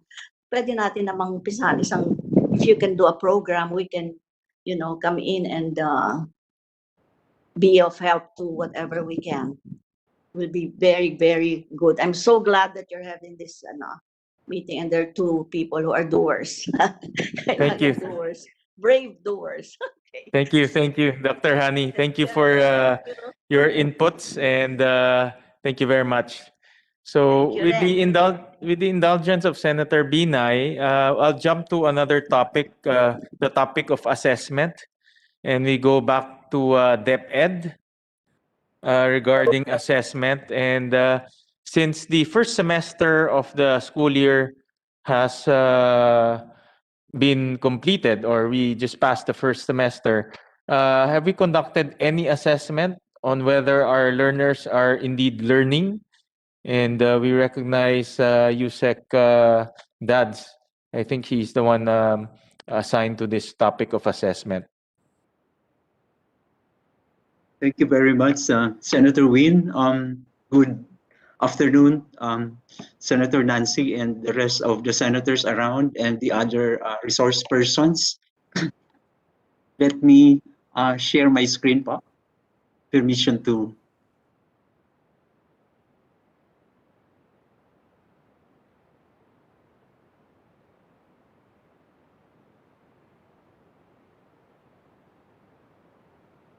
So some updates, of course, we're all aware, most of these are already known to us, the challenges faced relative to the delivery of learning for our children and youngsters in the DepEd schools have been, of course, very challenging.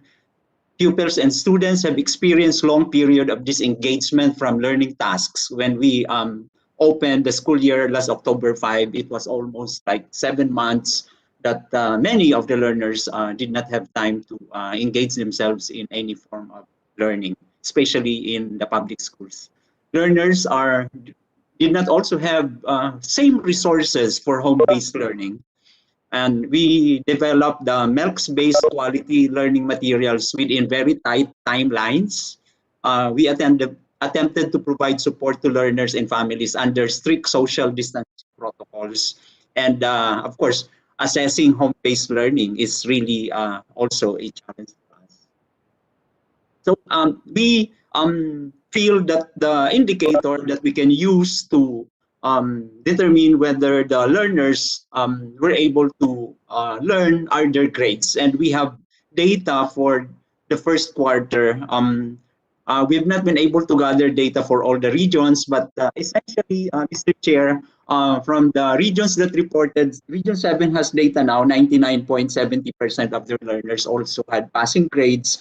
And NCR also has the data with us now, 95% of their learners obtained passing grades. And so it's more than almost 99% if we add the data from NCR and Region 7 of the learners getting passing grades. But of course, even if this is a high percentage, we feel that the numbers in terms of those who had failing grades is also significant, more than 100,000. So early on, as we were monitoring the delivery of our learning modalities to the learners, we also had to respond to the challenges and at the same time the realities we were discovering. So we issued a The Secretary of Education instructed me to sign a sort of a memo that fosters academic ease during COVID-19 pandemic, which included the following strategies. The schools were allowed to determine activities contained in the self-learning modules and learning activity sheets that could be declared as optional, so that learners focus only on the most essential activities.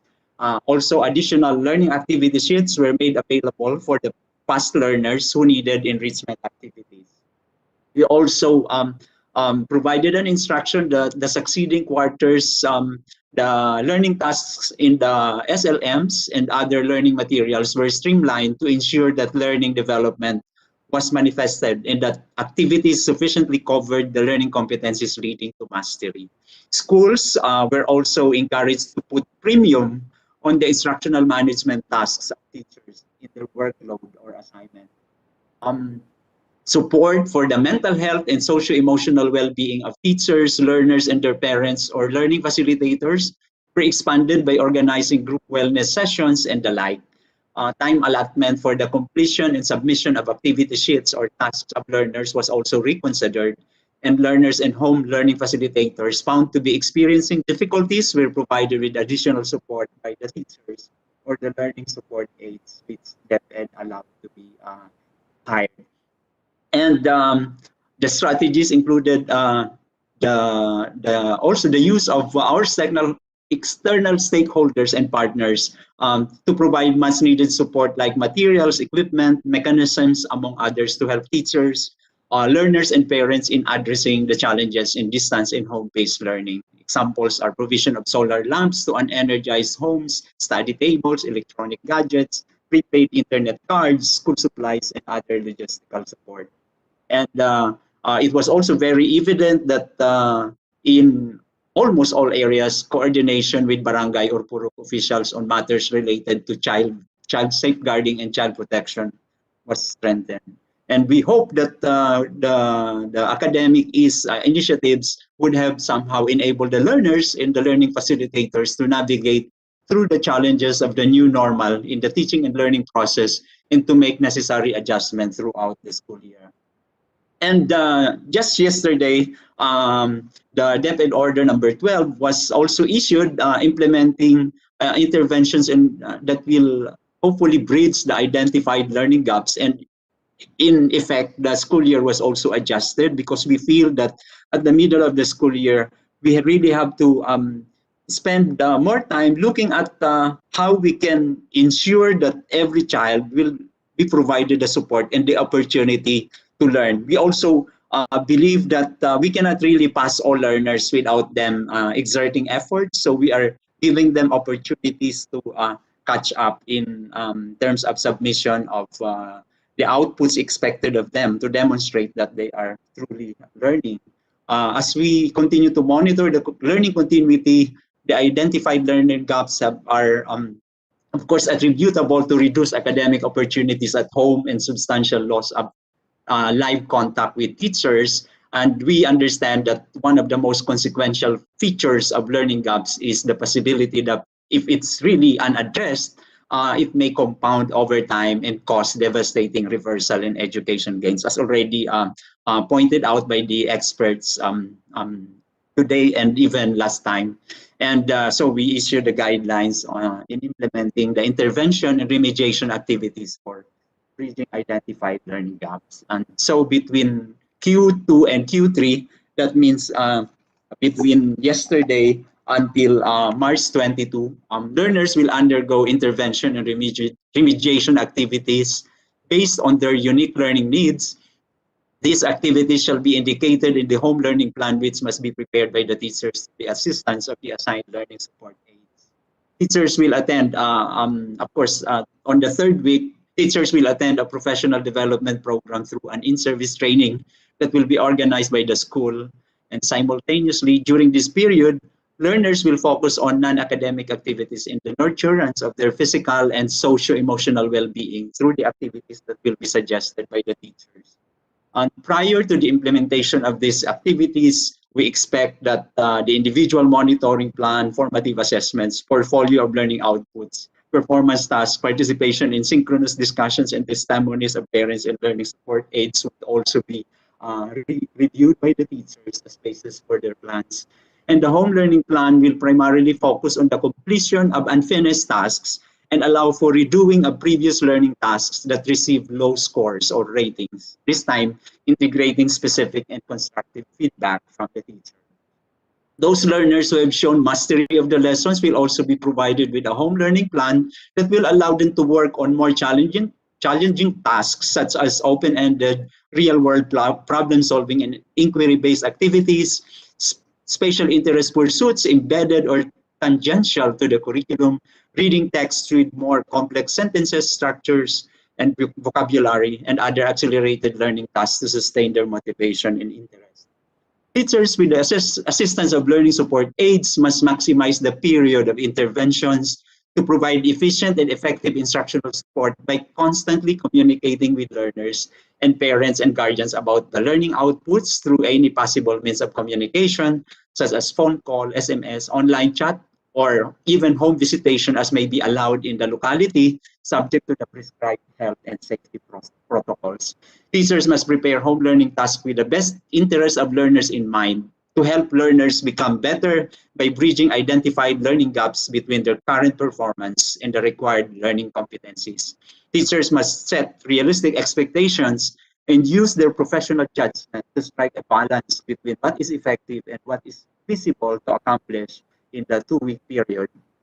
For the in-service training for teachers, the teachers are going to do this for 1 week while learners simultaneously devote the same period for the development of their physical and socio-emotional well-being, as appropriately pointed out by Dr. Karandang earlier.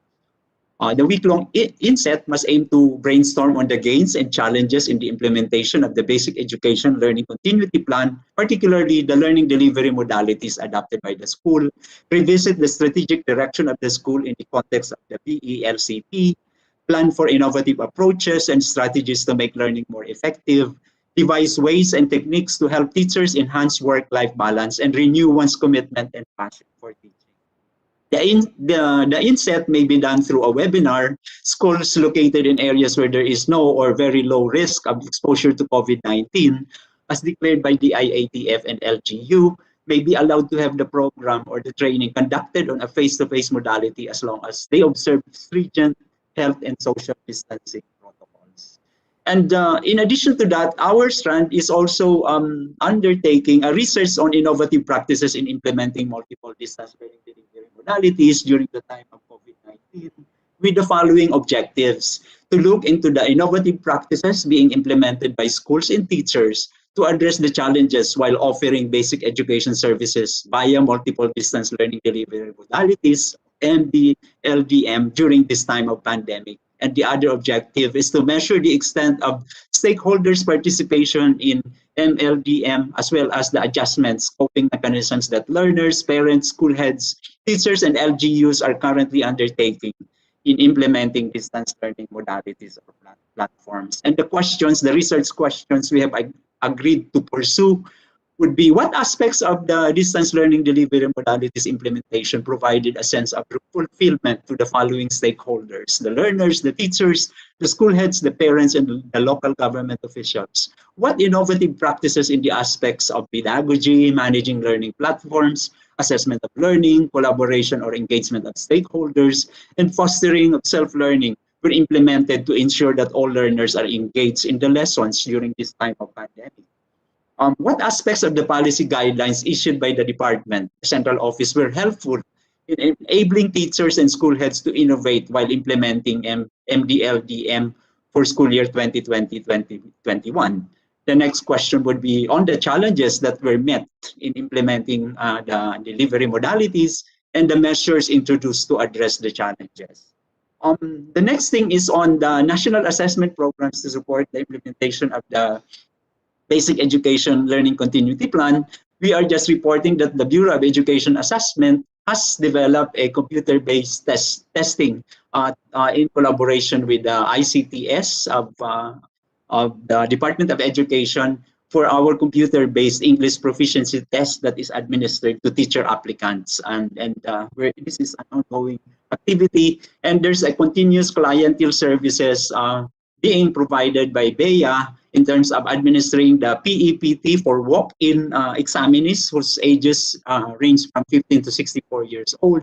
The remote PEPT proctoring to pending PEPT examinees before the implementation of the community quarantine is also being done now. Online PEPT registration for walk-in examinees is done prior to their coming to the BEA office, and online verification and request for certification of test results. And in terms of our SLM errors, the summary from October to February 2021, this slide shows that among those that have been reported, 27 are CO quality assured or CO reviewed, and after validating, 4 were declared not to have errors, 23 had errors, and errata were provided to those with errors. It's also evident from this table that our locally developed SLMs tended to have more errors. That's why we are really intensifying efforts to quality assure our SLMs. We have engaged the PNU to help us in reviewing the SLMs for quarters 3 and 4. These are just details, and I think just to demonstrate that for 2020, this was the number. For 2021, in the first 2 months, these are the numbers that we have. And by batches, if you wish to look at the trend over time, we also have the available data, Mr. Chair. And in terms of the errors, the types of errors reported: factual 36, computational errors 11, format in terms of font or illustration 24, printing errors, color, sorting of pages 15, spelling and punctuation 7, typographical errors 5, grammar and syntax 3, gender issues and human rights issues 8, others including values, no wrong, right answers, suitability of content, wrong choices, and electioneering 28, for a total of 137 types of errors identified. So thank you very much, Mr. Chair. But with me is Director Laila Ariola. We also have a short presentation on how the children are actually assessed. If you may allow Director Laila Ariola to do a very short presentation, we'll be able to provide you a picture of how things have been done in the classrooms. Okay, Director, let's keep it to a minimum. Let's go straight to the point. And then after that, we'll open the floor for questions from our senators. Good afternoon. Thank you very much, Mr. Chair and USEC. May I be allowed to share the presentation, Mr. Chair? Yes, go ahead. Thank you, po.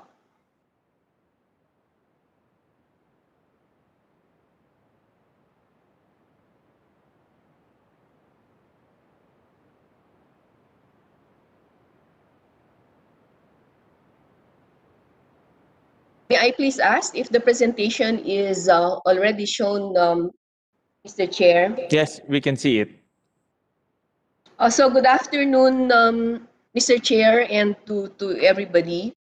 I just would like to show how the assessment is being operationalized in schools. We're able to gather these responses from some of our teachers, and in fact, some of those activities were already mentioned actually by USEC Dad. So we're just going to show you how our schools are doing learners assessment.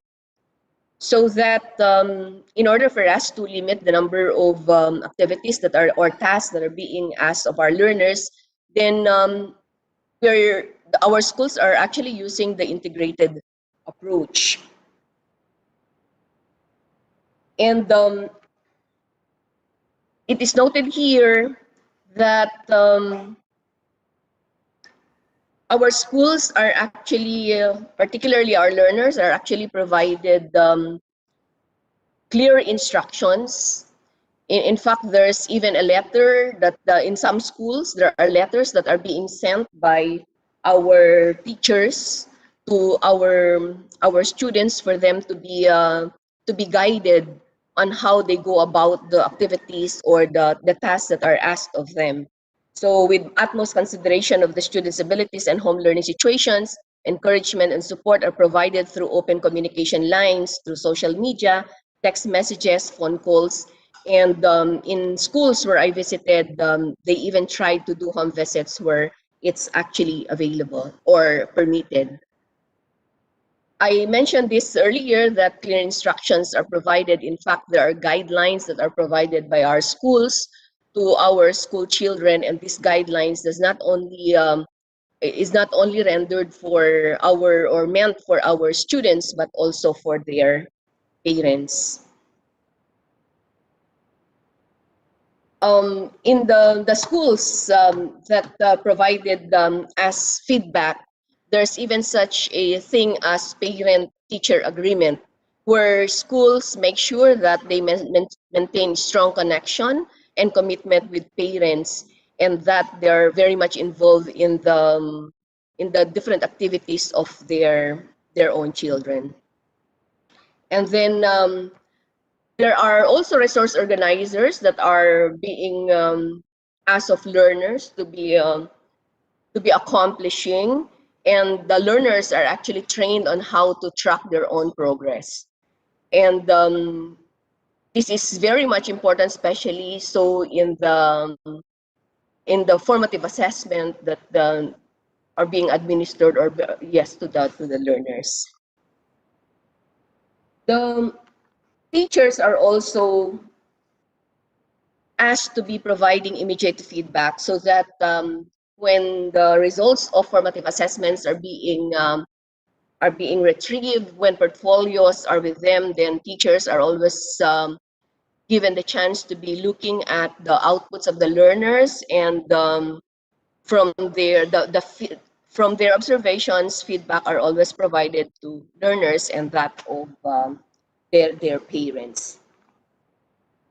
I'd like to show you, Your Honor, and other senators, some of the practices of our schools, particularly on how they conduct the summative assessment. So on screen are some of their practices that summative test is done through the task given by the teachers to the students.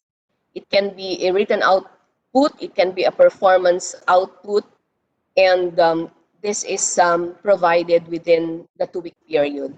The printed materials are also distributed to our learners, and as I have mentioned earlier, there are instructions that are provided to both parents and learners on how to go about it.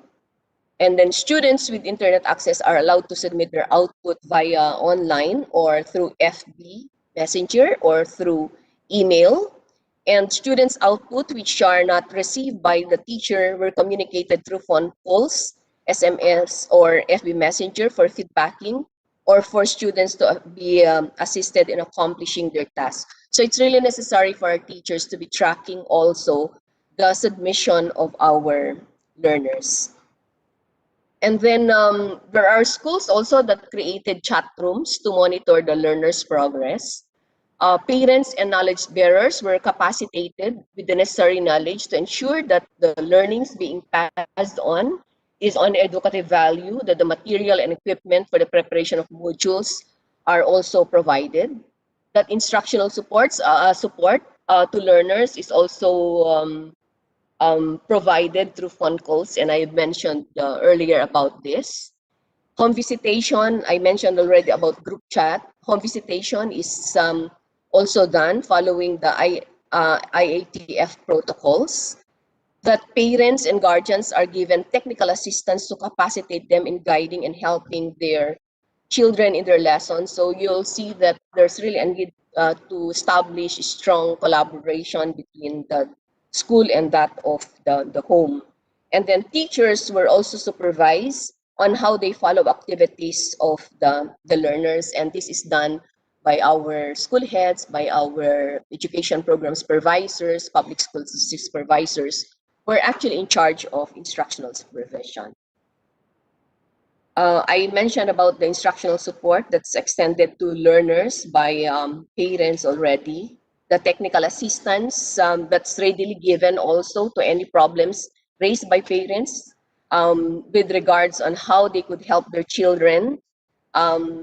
It's so commendable that our very dedicated teachers are even open to round-the-clock open phone, if only to be helping our learners.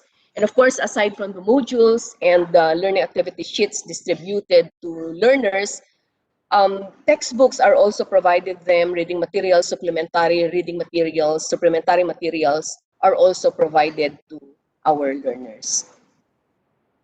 And then provided opportunities of learners in doing different activities like giving an assignment, making an output, answering problems, giving reading materials through home visitation. There are also initiatives of schools like the Project Purok, where pupils were asked to meet on a designated area within the Purok to read on a certain period of time in order to maintain and continuously improve their reading abilities. And it has to be noted that they actually observe social distancing. We also have a school, in one of the schools that we gathered this feedback, there's also the Project Revicon. So you'll note, Your Honor, that our schools do have a lot of innovative strategies on how to respond to the, on how to be of help to our learners. And this one, the Revicon stands for Reading Enhancement through Virtual Conferencing to Pupils with Internet Connectivity. And this is more geared towards improving the reading abilities of our learners. For the strengths of our assessment policy, we see that there's flexibility of the assessment. It's an advantage to have the integrated performance task that's given to our learners. In fact, this is contained in the OUCI memo on academic ease. It's also an advantage that we're limiting. We have the minimum actually of 4 written works and 4 performance tasks to our students. And it actually allows them to focus on the most essential competencies. It's also an advantage that we're giving premium to formative assessment to our learners. And in the report, you have noted that our teachers are actually tracking progress of our learners. And because we're not conducting the quarterly assessment, it's actually giving more time to our learners to be having some performance tasks, to be working on performance tasks. And the individual learning monitoring plan is also of advantage because it gives the teachers actually ready data on the learning gaps of our learners. And for the challenges of the assessment policy, given that our children are on distance learning, there's really some difficulty on the provision of feedback, particularly on far-flung areas where the children do not have any digital device at all. And of course, the opportunity to be validating the outputs of the learners, particularly those without any access of the internet or those who do not have any mobile phones, or there's no other way to communicate with them other than the face-to-face. But of course, we would always be, our schools always give emphasis on academic honesty, that there's really a need for them not to be doing the work of their own children. Instead, they just provide them guidance, because that's going to be more advantageous for our school children. I think that's all, Your Honor, for my presentation. Thank you very much. Thank you, Director. I would like to focus earlier on the slide by Yusek Dads San Antonio, the ones that had a table of passing. passing rates. Let's flash that again.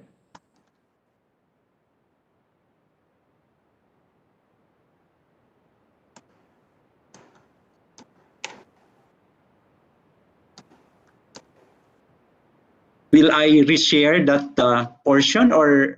Yes, Yusek, please reshare it again.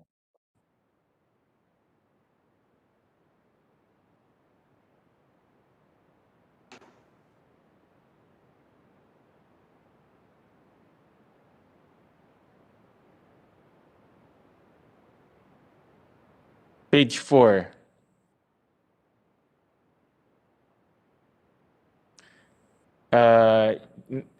That one and the next one po. Yes, po. Yes, po. As I've said, NCR and Cebu, Region 7 have been able to provide the information. I have the information with me now. For BARM and Region 1, we failed to get the report from there. Yeah, but Yusek, how do I interpret this? No, because it's quite surprising that the grades are 99% passing. So halos wala pong bumagsak, no? Almost everyone passed. So how do we interpret this? Because this is quite surprising considering that they are learning through distance learning. Does this mean that they are absorbing and in fact learning all the lessons? Mr. Chair, the data indicates the number of learners that obtained passing grades in the different learning areas, and yes, if we base the interpretation on the grades that were given by the teachers, the learners seem to be learning. And I actually had a chance to visit. You don't sound convinced, actually, Yusek. No, so you don't sound convinced yourself. No, I'm just being clear that the data that we have, of course, the only way we could measure whether the learners have learned will be through the grades, because that's how it is. So the report that was submitted to us is, yes, 99%, for example, in Region 2, 800,000 learners out, and only 1,000 had failing grades. Because the other thing perhaps that may have contributed to this is the ease that we've been emphasizing, that there should be opportunities for learners to really do make-up activities if they are not able to submit the requirements on time. And so baka po after this week, may mga adjustments sila na yung mga may incomplete grades, because as I was about to say, in one school I visited in Tanawan City, they said that what they did was some learners had to be told that they are given extra time, so incomplete muna sila. Kasama sila dito sa mga learners na hindi pa pasado yung grades. But you said these are assessed based on their different subjects. Yes, yes, Mr. Chair. The one that has been described by the Director Lai, we did not administer periodic examinations. They only did performance tasks and written outputs. Those were the basis for most of the grades that have been given to our learners in the first quarter. And the divisions are given the liberty to develop their own assessment tool, correct? Yes, po. Okay. Yusek, I just want to share, no, because I checked on our school division in Valenzuela, and this is the grades that I've been getting, no. And if you see, they created their own assessment tool, and they assess different subjects. And go down. So if you can see, the average is about grade 8, the average is about 48. And then for grade 9 is 51 across different subjects. And then 55 across different subjects also for grade 10. Preliminary lang to, no? This is just preliminary. And of course, you can say that this is no different from the national achievement scores. But then again, we're playing catch up because of our poor performance in our international assessment. No? So I'm arguing that we should perform better in order to catch up. So my point is, Yusek, we're getting a different reading in Valenzuela. I know that Valenzuela is not a microcosm of the entire nation. However, it gives us some indication, no, of how our learners are performing. But then again, the ones you showed earlier, they were the 99% passed, no? But if you look at this assessment of Valenzuela, if 75 is the passing grade, none of them hit 75. No? So how do we reconcile that, Yusek? And that's what I wanted to discuss today is the assessment, because at the end of the day, we have to determine whether our learners are indeed learning or not through assessments. Mr. Chair, may I know if this is also based on the grades or on another, like an examination that they administered to determine the performance of their learners? I understand from DepEd Valenzuela, they also had their own assessment, no? Just to assess the students carefully, whether they're learning. And if you can see, they're cut across different subjects. So these are just preliminary results, but I wanted to get an indication, somehow of whether our students are learning. This sounds more realistic, frankly speaking, compared to the 99% who passed. No, of course, I want all of them to pass, but realistically, we all know the performance of our students. So I'm quite surprised with that 99% passing rate. But the data that we have presented today were the reports that were submitted to us by our regional directors, Mr. Chair. So that it was really a very simple, question that we gave them, that they had to provide us the numbers in terms of learners obtaining passing grades in the regions where they are. Yusek, we want to get more explanation on how this was conducted, because, of course, I'm very happy to see 99% of our students passed, no? But I am under this impression that we need to, my thought on this is we need to carefully assess where are their weaknesses and pinpoint where are the items and the subjects that we need to intervene. On a later time, I want to understand this fully, Yusek, because it's honestly, it's quite surprising. I don't know how to explain this, and can you help us explain it? Does this 99% cut across all subjects? The one I showed you? Yes, Mr. Chair. It's the number of learners that obtained passing grades for the first quarter.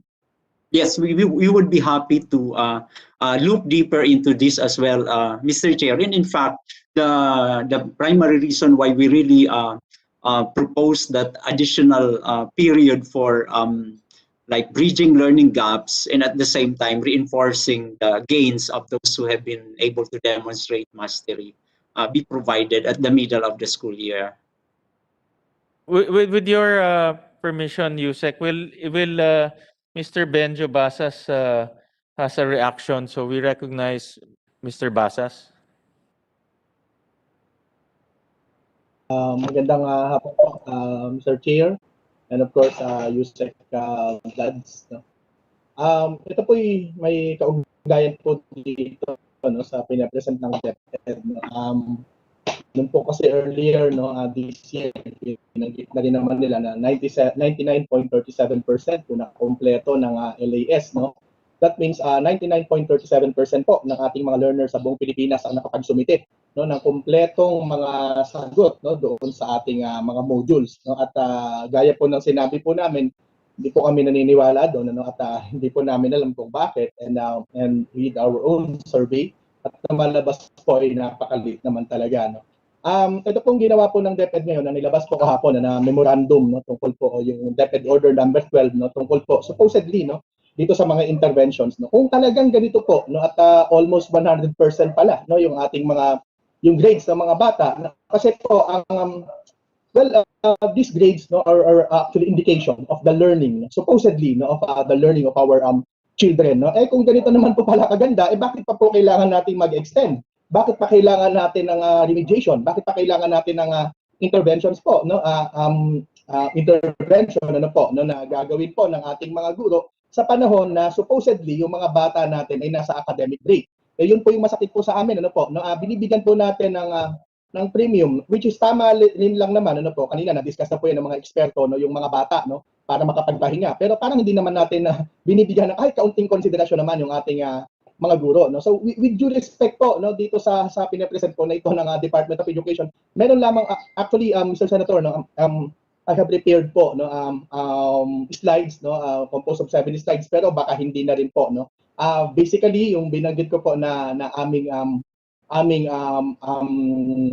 recommendations po sa Department of Education mukhang nakuha naman po nung last meeting pero dalawa lamang na lamang naman po yung hihingiin po namin sa Department of Education at this time. Ang una po ay maging totoo po tayo doon sa ating mga iniuulat. Araw-araw po kausap ko yung mga teacher. Ang aking asawa ay kasalukuyan nagtuturo.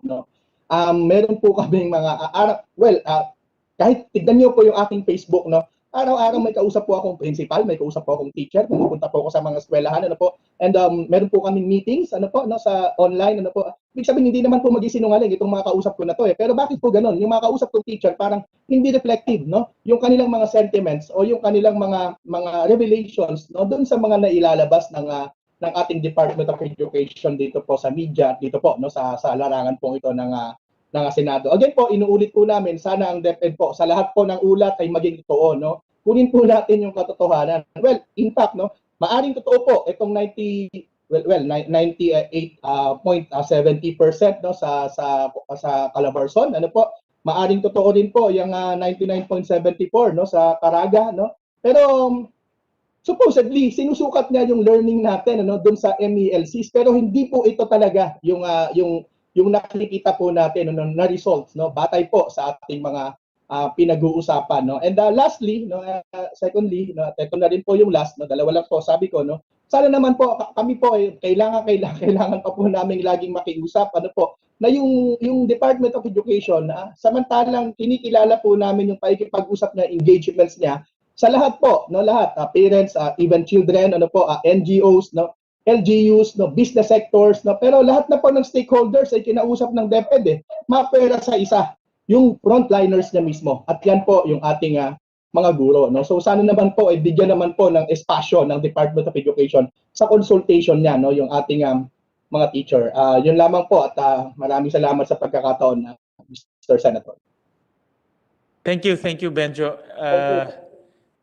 Yusek Dads, do you have the breakdown per subject of those 99% passers? Do you have it now? For example, sayang kaninang pinakita ko ganito, in Valenzuela, English, Filipino, math.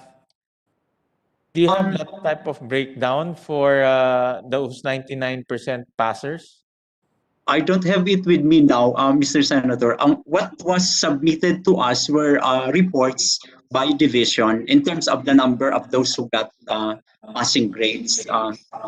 While ideally I wanted to have an access to all these records, pero hindi pa po available sa system namin na at the end of the grading period nare-reflect yung mga marka ng bata sa learner information system namin.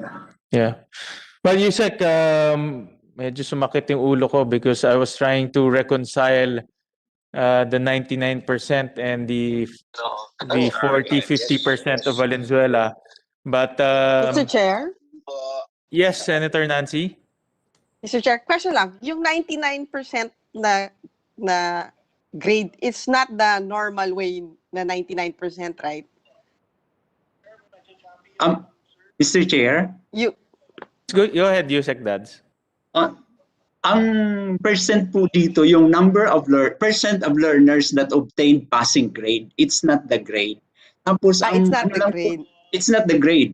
Ang pangalawa po, ang hindi po namin alam na may assessment na ginawa ang Valenzuela nitong yung po kasing periodical exams hindi natin ginawa ngayon.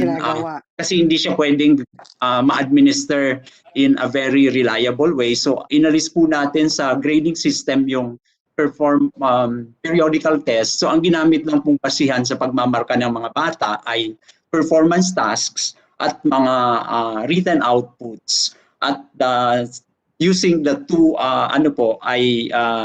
minarkahan sila ng mga teachers. So regardless kung 75 siya o pumasa or 80 or 90, kasama na po siya sa na-report na mag-aaral na pumasa. Pero Yusek Dad, meron din dyan sa porsyento na yan. Kasi di ba parang, ewan ko kung chismis lang yon o may katotohanan talaga na minsan may mga learning modules na yung magulang na yung sumasagot para dun sa anak.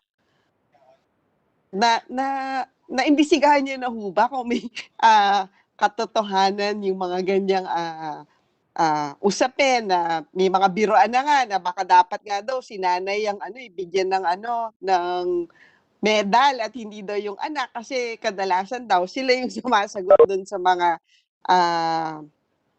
learning modules. Mr. Chair, pwede pong magbigay ng sagot.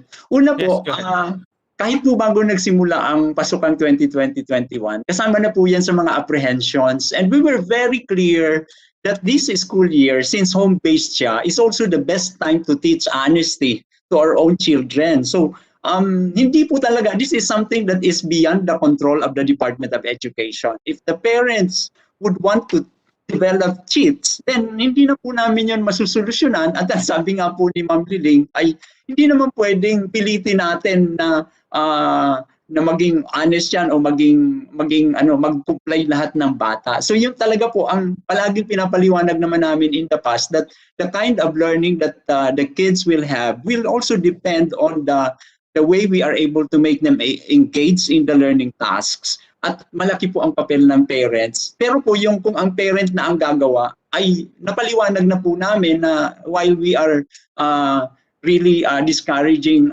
that practice, ang sinasabi lang po namin, kung ako si teacher, may paraan ako para ma-validate kung ang nasubmit sa akin. So sasabihin ko sa magulang, ma'am, mukhang ito po ay hindi So alam ko po, yung ibang mga kasamang teachers namin, may mga ginawang ganyan sa kanilang mga mag-aaral. Siguro, Yusek Dad, it would be interesting to know kung ilan doon sa mga teachers natin ang nahuli na nila na yung magulang yung sumasagot. Kasi ko, siguro yung virtue of honesty, baka na rin yan, hard to find, parang common sense, di ba? So, baka it's interesting for us to know, baka it's a value that needs to be taught. Di ba? Parang hindi na siya ganong ka-common yung konsepto ng honesty. In light of the situation, siguro, Yusek Dads, baka parang a point of reference lang. Sige po, we'll try to ask you can collate lang. Sige po. Thank you. Thank you. Thank you, Senator Nancy. Yeah, Yusek Dads, I remember last time si Benjo mentioned that there is a what I call sagot for sale activities na may mga parents yata nagbabayad para sagutan yung mga modules. No, so we should also look into this. No, it was described to us last time by Mr. Benjo, itong sagot for sale. But nevertheless, Yusek Dads, later on, no, in a different hearing, I would like to go deeper into the assessment. I think at the end of the day, every single centavo spent on the education of our learners should be returned by making sure that our learners are learning and we are assessing them properly. I know this is challenging, but again, we need to understand fully the assessment conducted by DepEd, the actual results by DepEd, and we also want to see a per subject analysis because we all know that we need to help our students by looking at their weaknesses in different subject matter. So, on a different hearing, we'll discuss that in depth. So we have more time. I know we've been here for a couple of hours already. So for now, we'll give you more time to prepare for a discussion on the assessment of our learners. Thank you, Mr. Chair. Let me just also emphasize that I will never submit a report that is not based from the ones that have been forwarded to us by our fellow officials in the Department of Education. So ito pong table na to ay galing po ito sa aming mga report ng field. So, I am sure that you are just reflecting what was submitted, and I'm very sure those reports are not meant to meant to show overperformance or data that is not accurate. So we'll talk in depth. No, we need to just appreciate how this methodology was implemented, and we need to just appreciate fully the assessment methodology that was conducted. No, but definitely we're not after the intention of misrepresentation of data. No, we're not that. We just need to appreciate it fully. But for now, no, personally, this is my personal thought. It was just surprising that the results were all 99%. But later on in a different hearing, we'll appreciate it more by going in depth. thank you, Mr. Chair. Thank you, Yusek. We have two more resource person. One from NEDA, who was requested by Senator Pia, and we call on NEDA on their discussion on the school closure. And I know NEDA has been advocating a transition to MGCQ. Together with that transition is a possible reopening of classes. So we call on NEDA for their discussion. Ms. Yuko Domingo of NEDA, if they are still there. Ano yata? Good afternoon, Mr. Chair. This is Susan Carandang. Actually, our principals are not here. So, actually, we're just taking notes of the discussion in this public meeting. And we're taking notes of all these are very good inputs because NEDA is also sitting in the task group or task force on social recovery. So these are very useful inputs for us. And on the recommendations put forward by the honorable senators this morning, we find these recommendations worth considering in enhancing the criteria for the pilot testing of the face-to-face learning. But as to the official position on the opening, the face-to-face pilot testing, we leave it to our principals. Actually, this is the first time that we attend this public hearing, and the information that we got is just to comment on the Senate resolution. So we didn't know that this is already the second hearing. But we're taking note of all the discussions in this committee hearing, and we will feedback this to our principals. Ma'am, do you have any comment on the resolution? The resolution pertains to effects of COVID, and then it segued into possible reopening of classes. Does NEDA have any comments on that for now? The comments that were prepared by the technical staff is on the conduct of this public hearing, not on the details of the school opening, the face-to-face opening. Do you have that now?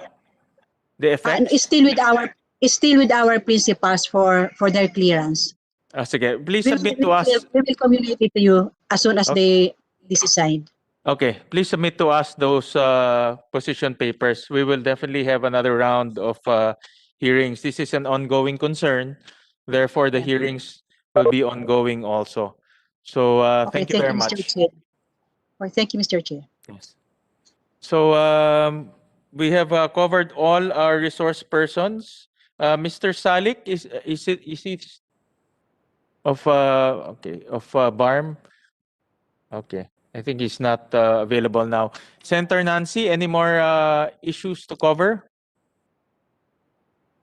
Wala na for the meantime, Mr. Chair. Siguro just in case baka hindi tayo mag-hearing next week, babatiin na kita ng happy anniversary.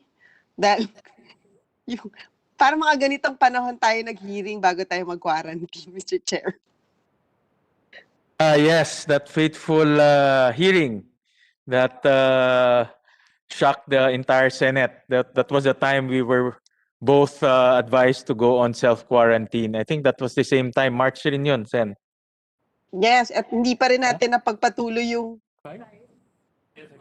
To be exact, March 5 pala. March so 5. 2 days shy of that fateful day. Yes, and hindi pa na rin natin nabalikan yung topic na dinidiscuss natin. Yes, that is in... about yung seamless, di ba? Yung private and public schools, di ba? Correct. The complementarity issue, which we will go back later on.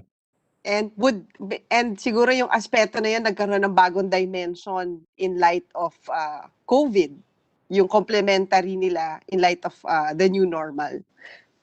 Yes, later on we'll go back to that. We'll invite our favorite resource persons, Dr. Paqueo and Dr. Urbeta, to join us.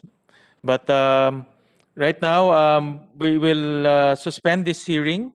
We just want to remind our colleagues in DepEd to just prepare for discussion on the assessment of our learners. Later on, we will be focusing on that. And I heard earlier Yusek Maluluan mentioned that they are not prepared to talk about the opening or possible reopening of classes come August of this year. This is in preparation for school year 2021-2022. So we'll defer that discussion later on. We just want to understand again the preparation for that new school year. Mr. Chair? Yes, go ahead. Maybe in the next hearing, we could also invite or baka the committee can get a copy of the SWS study. Parang naglabas ng study yung SWS kung ilang percentage yung mga students natin yung kung ano yung ginamit nila, kung may gadget ba sila, and anong type of gadgets. Parang may ginawa ganong pag-aaral yung SWS. Maybe the committee can get a copy of that. Yes, we'll contact SWS to furnish us with that survey and study. So with that, there are no more resource persons to call upon. So we will suspend this hearing. Thank you to Yusek Malaluan and Yusek San Antonio for their exhaustive presentation today. This is an ongoing concern, Yusek Dad. So we will call on you later on. Again, this is in light of what's happening with our education system, but more so to give information and to appraise our constituents with the events happening in the education sector. I know there are a lot of challenges. That's why we want to be appraised and we want to fully understand the challenges and how government is navigating through those challenges. So thank you very much for your time, and to the rest of our resource persons, maraming salamat po. This hearing is hereby suspended.